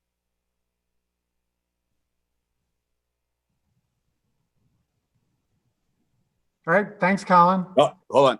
Oh, you Tom? got some more? Go ahead. Yeah, I got unmuted, I think, or something. Yeah. I just wanted to say thanks and hope that you guys do consider extending this. You know, I don't play live music, so I don't really have a hat in that ring. You know, but I know that those guys are dependent on that. So I would encourage you to find a way to work with them on that. But otherwise, you know, you guys have really done a great job. So thank you so much for promoting the alfresco and having it. And, you know, the longer that we can keep this going outdoors, I think the better for everyone. It is going to be a long, dark winter for a lot of hospitality. And, you know, every single day that we have the ability to serve people outside right now is nothing short of a blessing. I mean, it's just really helping us tremendously. It's helping our employees, and it's even helping customers that come in that are grateful for the opportunity to be out, you know, and just experience some of what we have to offer. So again, my comment here is, you know, it seems like you guys are leaning more towards extending this. And so just many thanks 1,000 times over. Thanks, Colin. Next is Jim Memolo.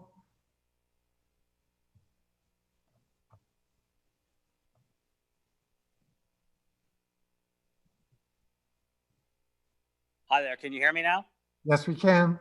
Okay. Thank you very much for giving me a little bit of time. I live in 200 West Campbell, so I'm a downtown resident. I've been here a little over a year. Couple of things. First of all, I think the event has been terrific for this town. I'm certainly hoping you extend it.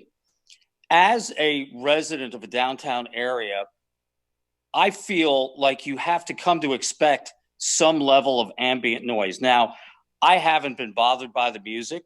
Have I heard people, revelers, late at night, leaving one place in particular at 1:30, 2 a.m.? Absolutely. But my tolerance of the noise is not at zero, number one. What you do about the music, I'm certainly hoping you all come to some kind of compromise, because there are businesses that need that music at some point. And I know there are certainly some residents out there who are bothered by it.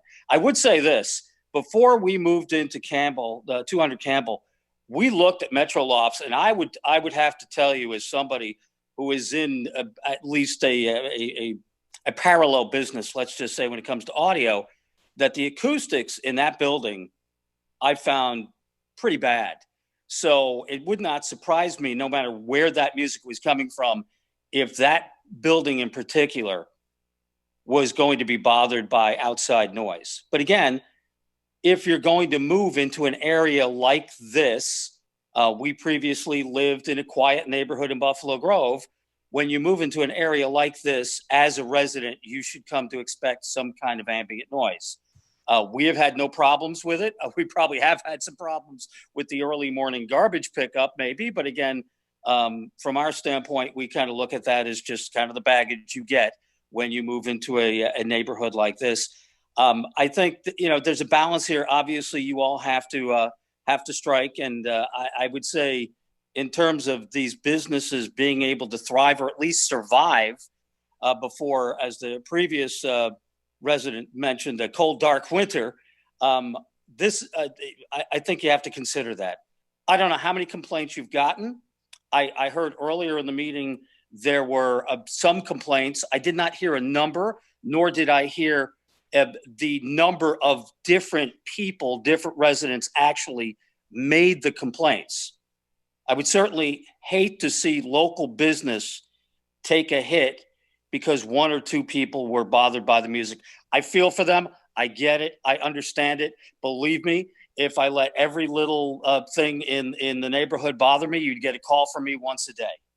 But like I said, I think so, in some ways it's kind of a responsibility of a resident. If you're going to live in an area like this, I'm sure when most of us moved here, we didn't consider that this would be an event we'd have to deal with.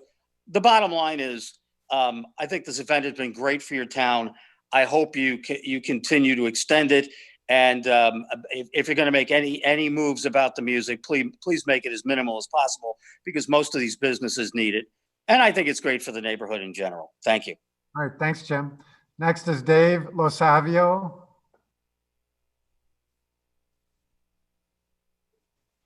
Good evening, everybody, and thank you for your time. And I will keep it short as it is 9:45 and we all get up early.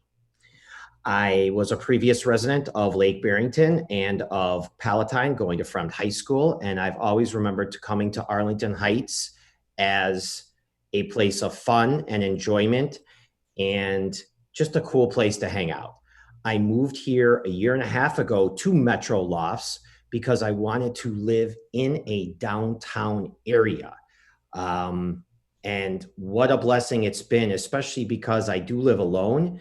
So while the lockdown happened, I didn't feel so segregated from society.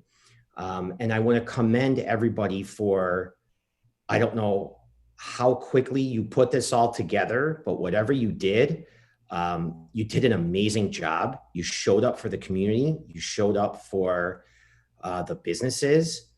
And I also love how the seniors and moms and dads who stay home with their kids and strollers are really enjoying the safety of the community aspect without the cars going by.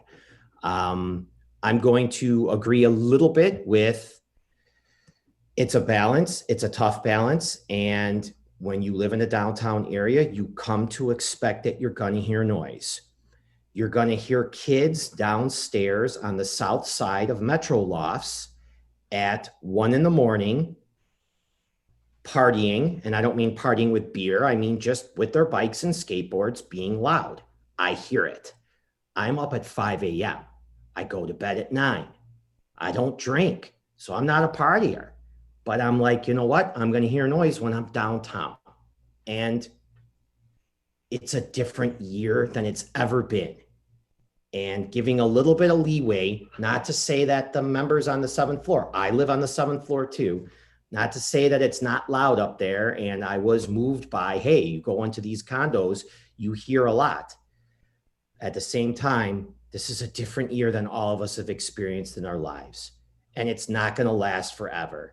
So a little bit of leeway at this point. We're going to hear a little bit of noise sometimes. You know what? The music and the community is a blessing. And I just want to say thank you. And I hope and believe that we will come to a balance and an understanding for everybody. Thank you. All right. Thanks, Dave. Next is Debbie Mazer.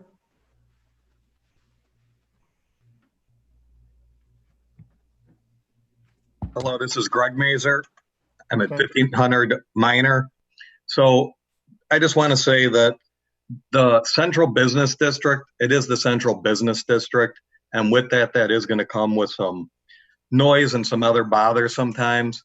I think people who live there need to take some responsibility that they did move into that area and they went there for the positives.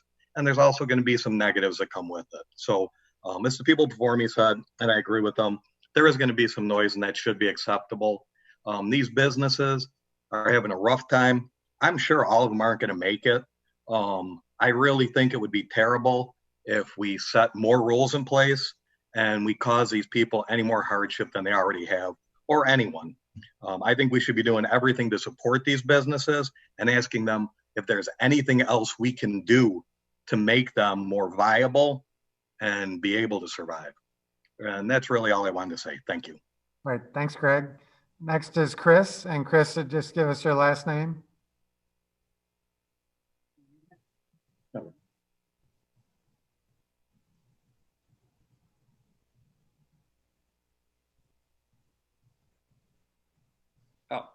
Mayor, it's Chris Dungan with Hey Nani. Okay, Chris, go ahead. So yeah, I feel like our business is a little bit part of the subject here. So I just wanted to again thank the village for really putting Al Fresco together. It was a lifeline to the businesses.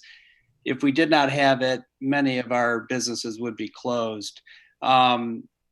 Hey Nani, we are, if you look at our tagline, it says live music, local kitchen. Live music is first for a reason. I mean, primarily we opened up as a live music venue to bring great live music to Arlington Heights. When you take live music out of Hey Nani, it's like taking Italian food out of an Italian restaurant, Mexican food out of a Mexican restaurant. It is our identity.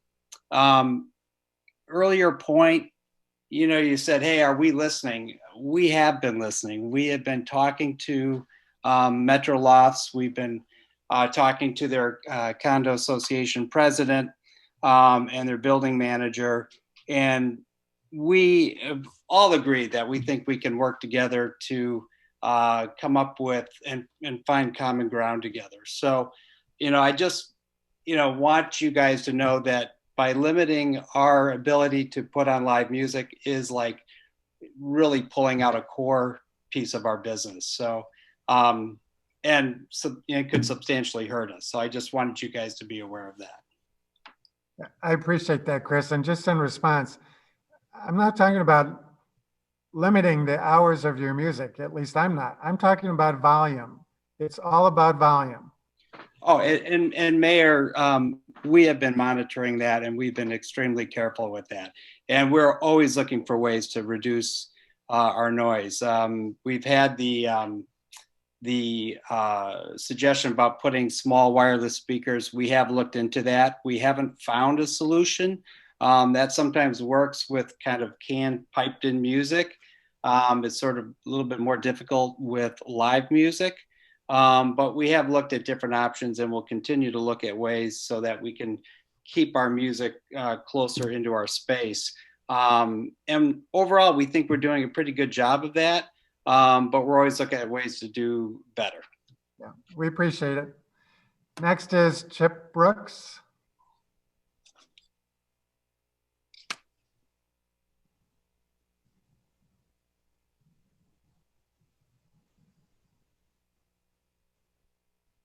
Go ahead, Chip.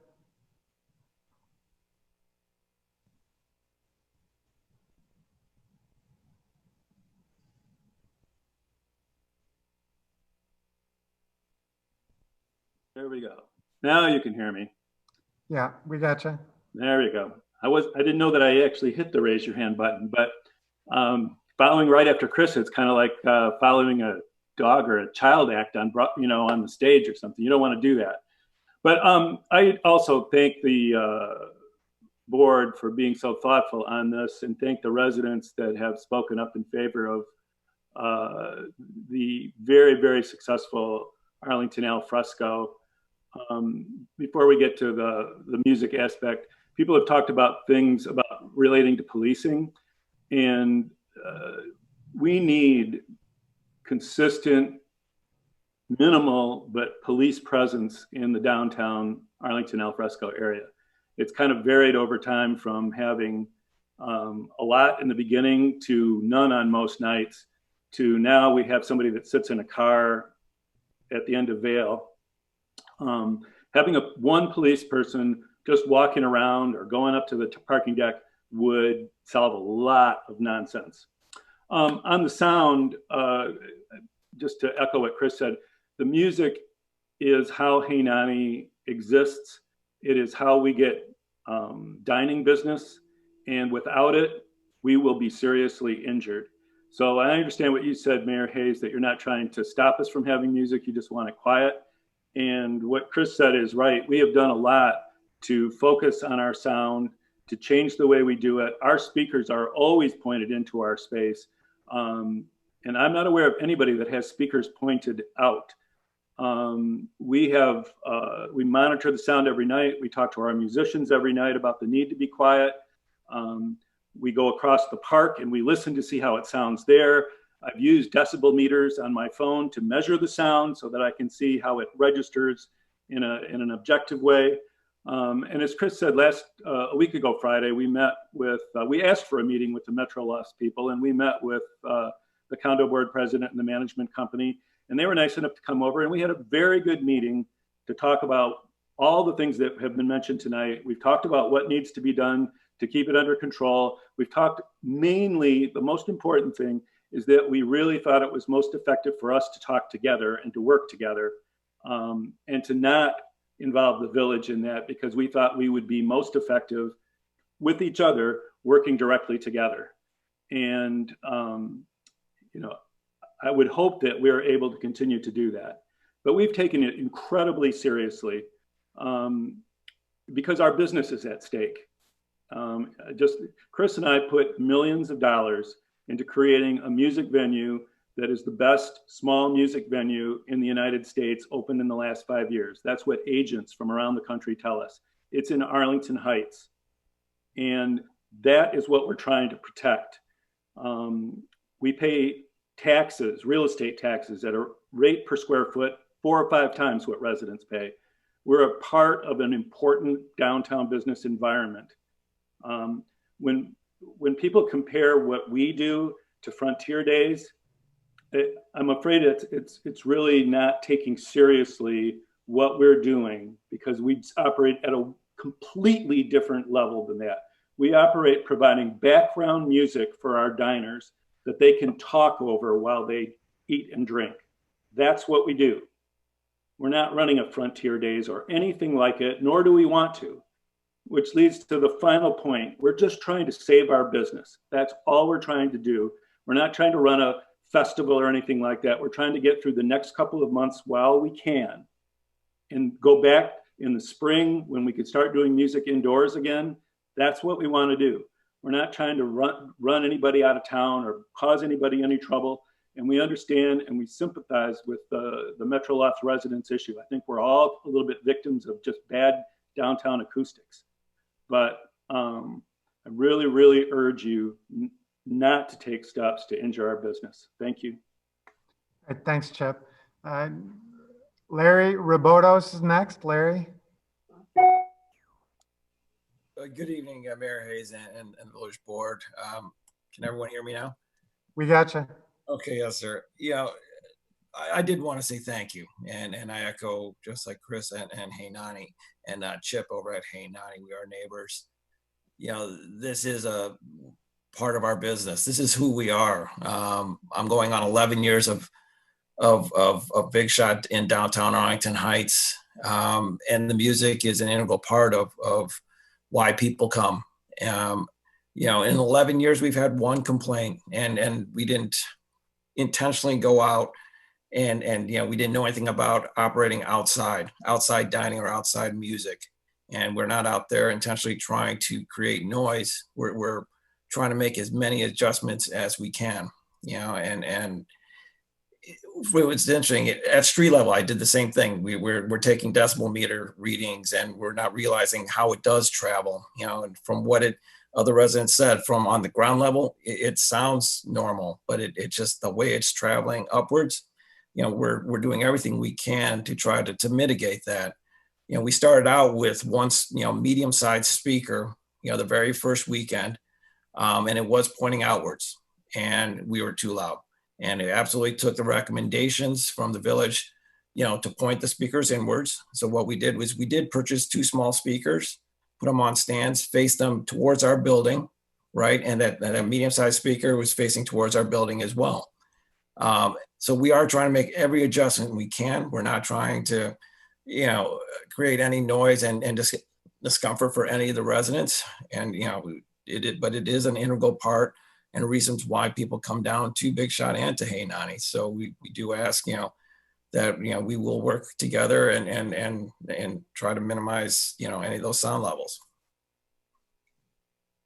All right, thank you, Mr. Robotos. Yeah, just, I've been there personally. I've talked to you personally, and certainly there are some songs that your performers play where I can stand right outside your fence. I can barely hear them. But then when they play songs that are audience participation, where they're expected to sing along and clap, and that's at 10 o'clock at night, I think that's something you really need to reevaluate. And so I hate to dictate what songs your performers perform, but you're going to have to make adjustments like that. So again, I think there's reasonable compromises that can be made, but you're going to have to adjust your business model. I'm not saying stop your music, but you just need to adjust the volume level.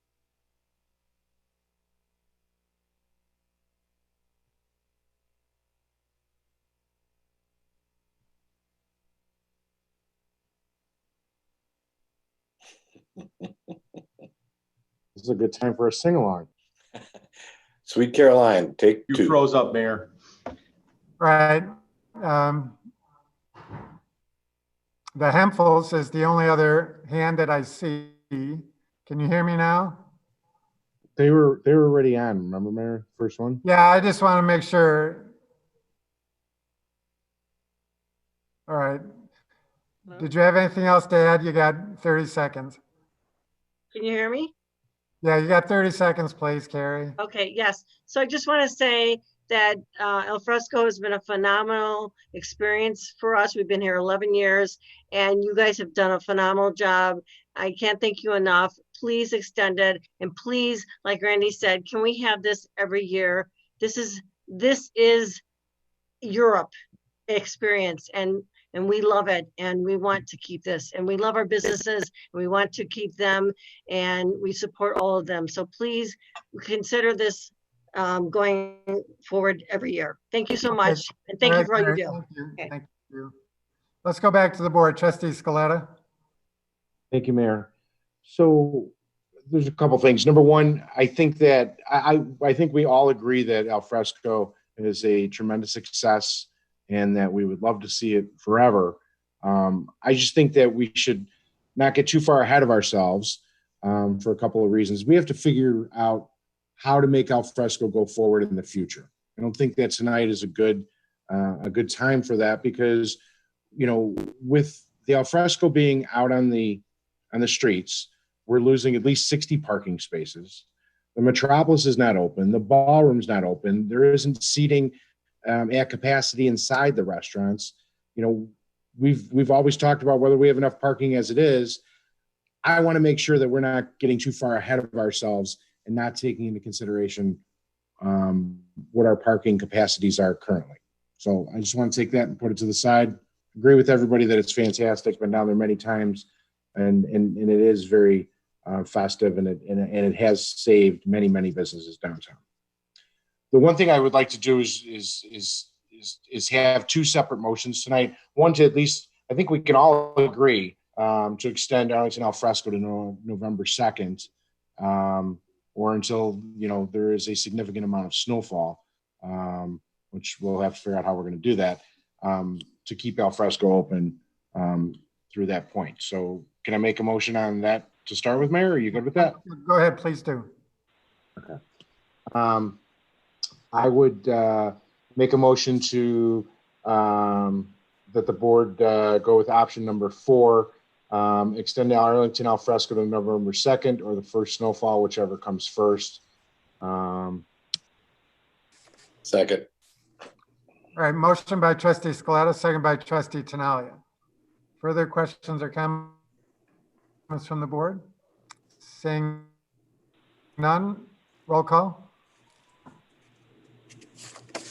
Hi, Mayor. There was one additional comment that was sent via email about Arlington Al Fresco. Would you like me to read it now before this roll call or at a different time? Did it have to pertain to noise? I saw it, but I didn't read it. Was it noise or was it something else? It was not. It was about asking for you all to extend it. So. Okay, yeah, go ahead and read it, please. Okay. Dear Village Board, please extend the Arlington Al Fresco dining. We love it. My husband and I have been to downtown Arlington Heights dining several times, more than normally, and the Al Fresco dining adds excitement and life. Extending it sounds great. In fact, can we do it again next year? Thank you, Debbie Killian. That was it. Okay, thank you. Now So we have a motion at roll call. Trustee Scaletta? Yes. Trustee Tinaglia? Yes. Trustee LaBedz? Yes. Trustee Rosenberg? Yes. Trustee Padovani? Yes. Trustee Canty? Yes. Trustee Baldino? Yes. Trustee Schwingbeck? Trustee Schwingbeck? You're muted, Sorry Tom. about that. Yes. President Hayes? Yes. All right, second issue on the noise. So can I make a couple comments about the noise? Go ahead. So, you know, I really want to see them self-monitor. And they say they have been, but this has been going on for 2 months. And I think that instead of, providing time restrictions, that we continue to let them self-monitor. And if this continues to go on where it's just untenable, then the village has the right to just end the entertainment option, having music outside. I said this a couple of weeks ago, there needs to be harmony in Harmony Park. And, one of the things that we haven't really talked about is that, I don't know what the materials are that they use to construct Metro lofts, but maybe the windows aren't as thick as they need to be. When Bert was suggesting that, maybe we have meters outside the building, it made me think of, what the government ultimately did near the homes that were near the airport. They had to, they were deadening the sound from coming in. I'm not suggesting that we're going to get into that business, but my point is that, once it depends on what the materials are that were used to build Metro lofts. And you also have, these hard surfaces of brick on both sides. And so I'm sure that the sound is bouncing around. And I do feel for, Chris and even Chip with his 6-page letter to us, even though our memo from the village was only 3 pages. I do feel for them. I really do. But, as somebody who operates a movie theater, it's not as if, we can allow someone to erect a screen and put up a projector and have movies outside just because the movie theaters aren't able to be open inside. So I do feel for them, and I want to see them succeed. I just want to see them find a way to work with Metro Loft so that they're not constantly complaining. And I'm glad that the village would be out of the mix. But at the end of the day, if they can't find a way to keep the music, and I have to also mention Larry, because you also have the piano, and I agree with the mayor. When someone's trying to encourage people singing along and clapping and trying to rock out on that piano, I'm sure that it travels. So I would hope that they can all find a way to work together. And I'm all for letting them continue and self-monitor the noise levels. Because if they can't figure it out, if they can't find a way after 2 months to find a way to keep people happy in that building, eventually there's not going to be any music down there. And that is going to be a sad day for Hey Nani and for Big Shot Piano Bar. Anybody else? Trustee Tinaglia. All right, thanks. So it's a perfect storm for that building in particular, and I can speak for that intimately. That building was designed as a loft style building. It's hard surfaces everywhere inside. It's got concrete floors, brick walls, and it's in an urban setting. It's got concrete ceilings. All the mechanicals are exposed, the ductwork exposed. Everything about it is raw. Unlike most homes that have drywall and lots of insulation, this does not. It's a 7-story building on that end that faces a canyon. And when Chip and Chris aim those speakers back at their space is glass and bricks. And it bounces 180 degrees back the other way. And this happens and it goes back and forth and up until it's out. And it just keeps making life miserable for those people on the end of that building. That's why it's so bad for them compared to some of the others.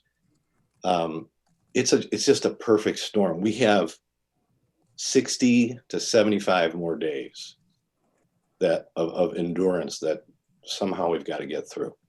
And I don't want to cut their hours. I don't want to cut their ability to make money. I don't want to cut their ability to be good businesses in our town. I do have a couple of thoughts.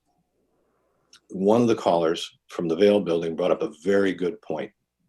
And I'm wondering, Randy, what would happen? Now, let me just say this. When my band plays at festivals, we're always put in a tent. And the tent has curtains that can come down. And if there happens to be a neighborhood behind us, that rear curtain comes down. And you'd be amazed at what a heavy vinyl canvas curtain can do to deaden sound. It stops all of the bouncing. Now, if you open up that curtain and you point the speakers straight out, well, it's leaving the tent and it's going to go wherever it wants to go. So I'm wondering, in that area in front of Chip and Chris and even Larry's space, what would happen? Could we allow them to have a tent big enough to cover their table area? It would have a ceiling. It could have walls that would roll down on certain days. Would that work at all? Is that something we could do? Would that become a problem for the whole indoor eating thing? Would it suddenly become indoor? If you created enclosed space, it's no different than being indoors. It's arguably worse because there's at least ventilation inside a building. That's the challenge. What about just the roof then? You know, it's something we can look at. I mean, one of the challenges that and like I said, I'm not looking to throw water on something right away, but we have looked at tents from a perspective of creating sunshade. And one of the reasons, there are a couple of reasons we didn't do it. You know, one, you need to be able to, it's kind of a catch-22. If you have a tent that's secured well enough to survive the elements, then it becomes very difficult for, if there's a fire or something, for firefighters to quickly remove it in the event that they have to do their work. And so they've been reticent about that. And one of the difficulties with downtown is you have limited access to these buildings. It's not like putting a tent in a parking lot like Francesca's is.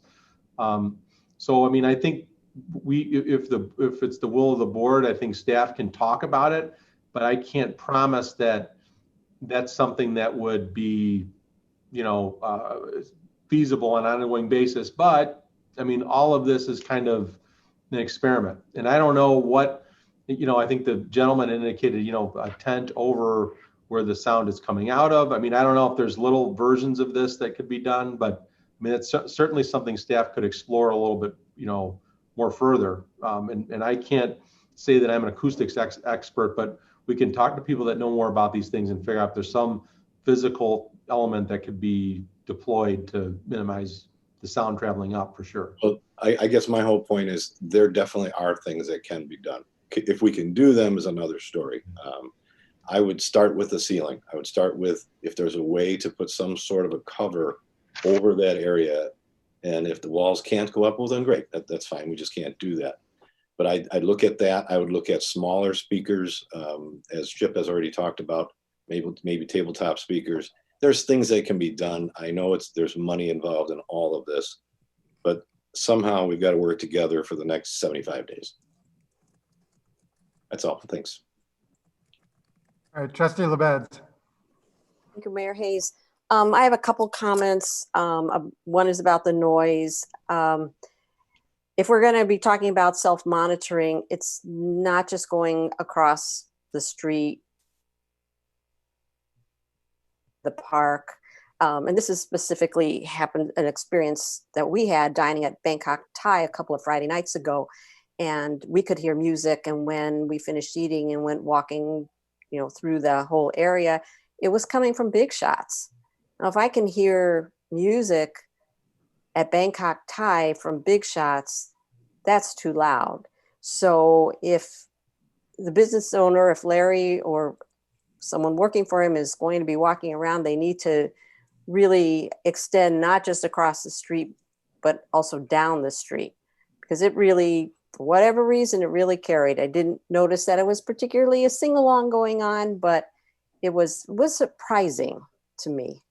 And then the second comment doesn't have to do with noise, but something that is a concern of mine for the whole setup. And, you know, we have our signs about masks. We encourage people walking through to have their masks on.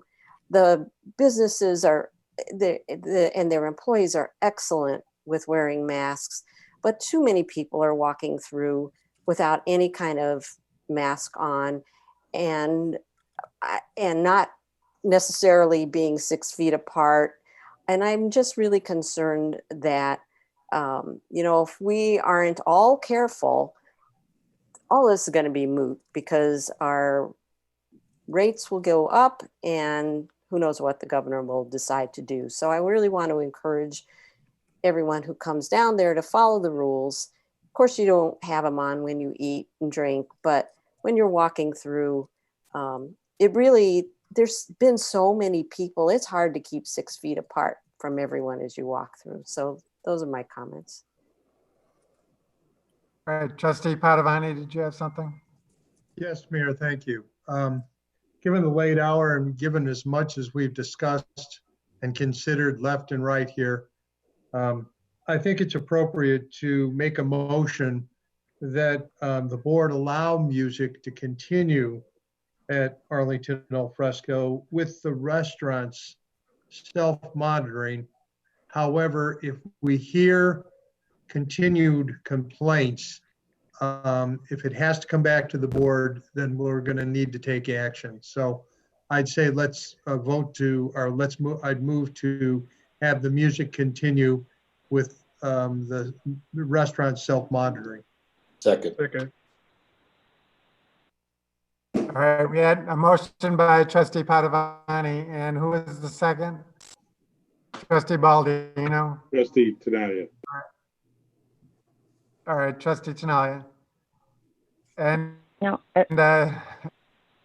Doesn't matter. well, Just go. It doesn't really matter, but my I'm internet sorry. is still going in and out, so I apologize if I didn't get it right. Any other questions or comments? So we have a motion by Trustee Padovani. Let's give the second to Trustee Tinaglia, and further questions by Trustee Scaletta. Thank you. I wanted a little bit of clarification because I was listening to the motion. Well, the motion was different than what the comments were before. This wouldn't have to come back before the village board. I mean, the village manager has the authority to be able to put an end to it. I mean, I don't know. Maybe, you know, let's start out with Robin. Robin, the village manager would have the authority with this motion to put an end to it. I mean, what we can't do is have to wait, 2 weeks for it to come back before the board.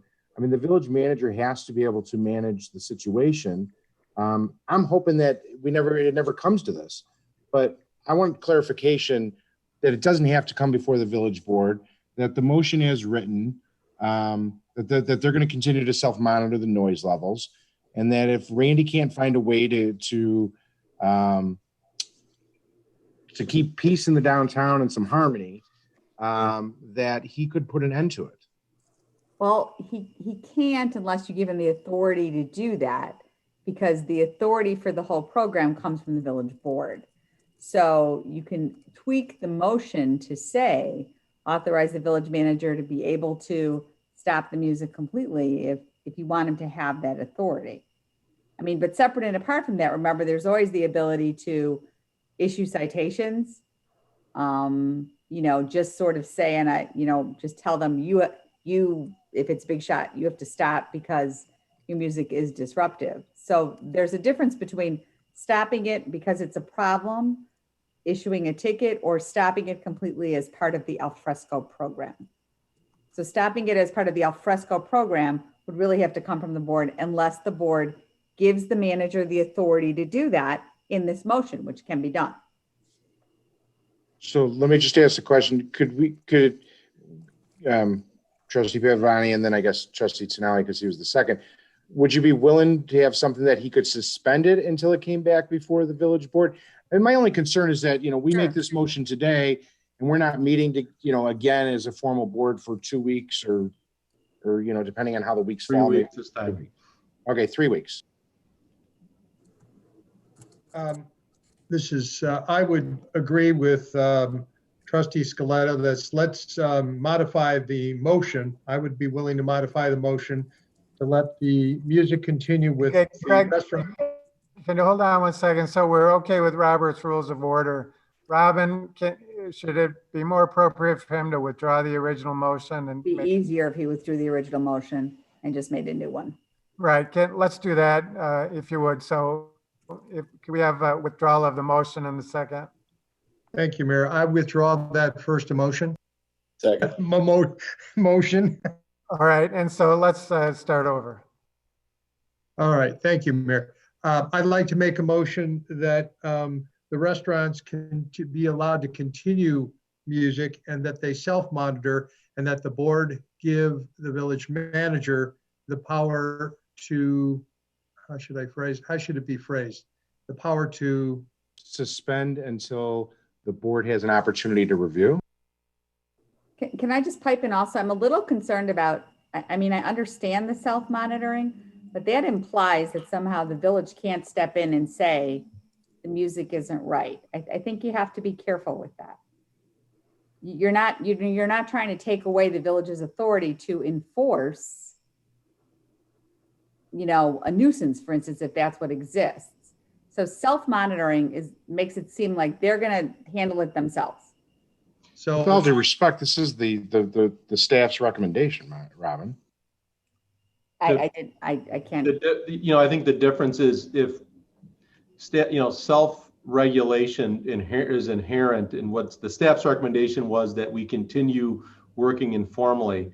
If the change is to give the village manager the authority to shut the thing down, that's really the only thing that the motion needs to be, because self-monitoring is inherent. That, you know, obviously they have the ability to self-monitor. The only question I was just going to ask, just to clarify the motion, is, are you suggesting that we would have the ability to shut down the music altogether, or to shut down the music for an individual venue that is found to be problematic, or both?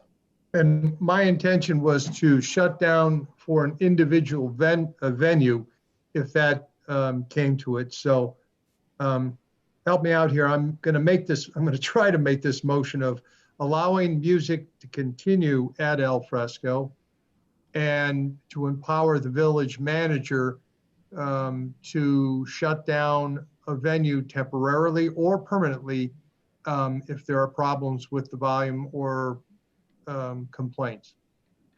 Shut down the music. On the music, yes. Does that make sense? I think we got to be really careful here. I think we're treading on some thin ice. I'm certainly not an attorney, but it seems to me like we're going to step into some pretty nasty gray matter here. Hold on, we've got a motion on the floor. Is there a second to that motion? I'm not going to second that.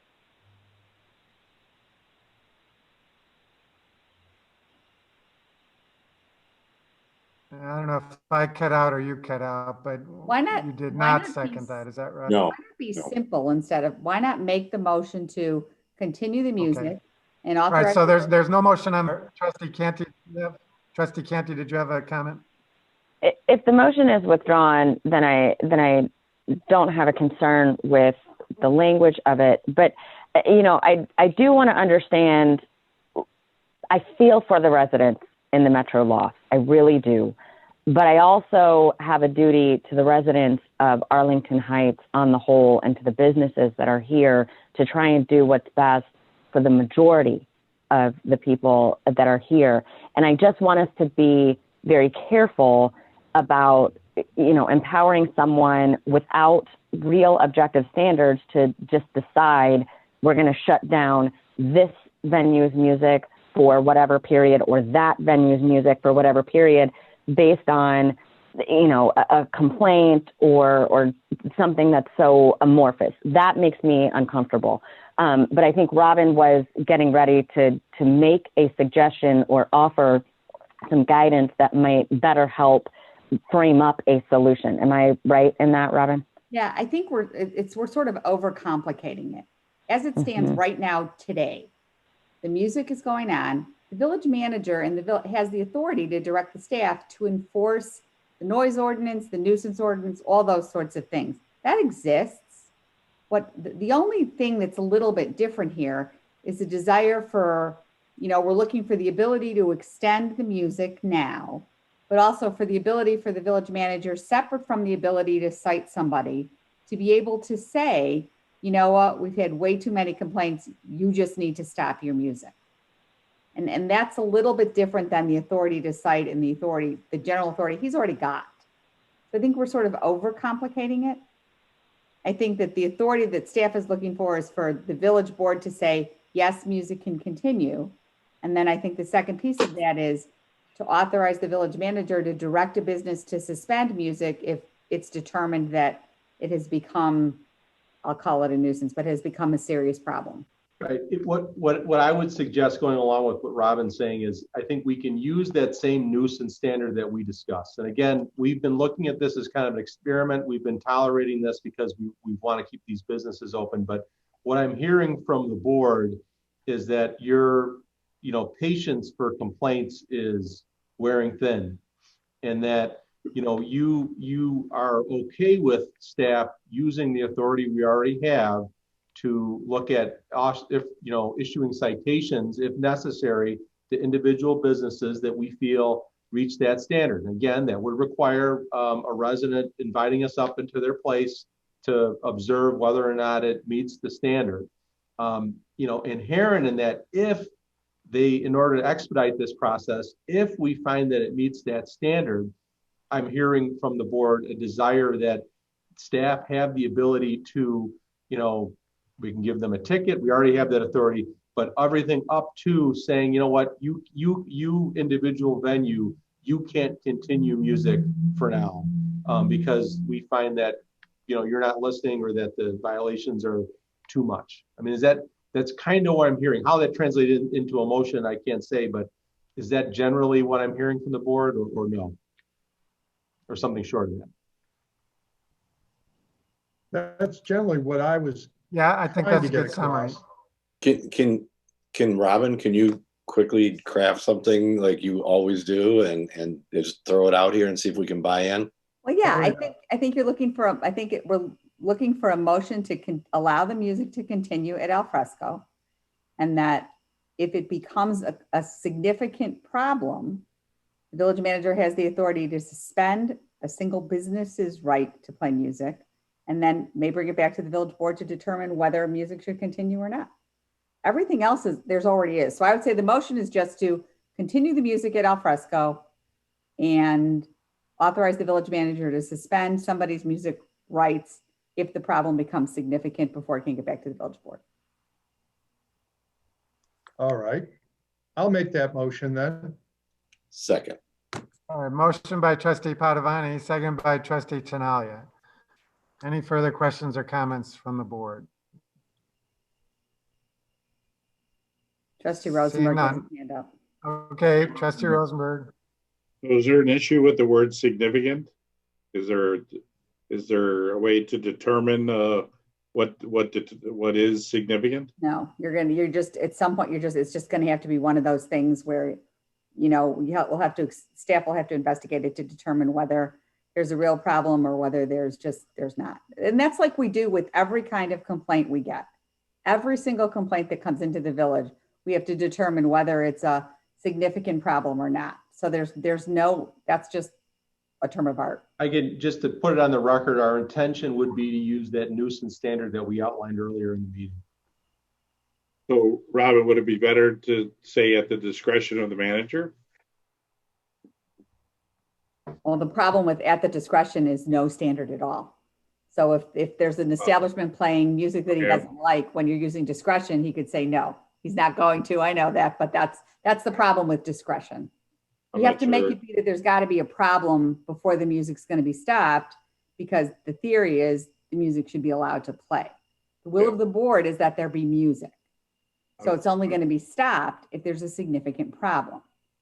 I'm just not sure how you define significant. So you're not going to be able to define it. It's one of those things where you're going to have to see it and know it and feel it. You're going to have to go up into the apartments that are the condos that have issues, stand there and determine whether there's a problem.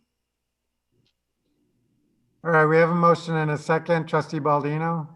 Thank you, Mayor. Really quick. I know it's getting late and I haven't put my 2 cents in yet, but the telling point for me was the willingness of the businesses that we've been discussing and the residents in Metro Loft to come to some sort of accord. And so I am certainly in favor of supporting this motion as it stands. But I also think that, as has been said here a couple of times tonight, the line has been drawn. And if we continue to see complaints, then what I don't want to see happen is going to happen, and that this village board and the village staff are going to have to implement some kind of heavy-handed measure to make sure that this doesn't happen again. Thank you, Mayor. I appreciate the opportunity at this late hour to chime in. And that's what I've got. Okay, thank you. Any other comments from the board? We do have one hand, Colin Gilbert. Colin?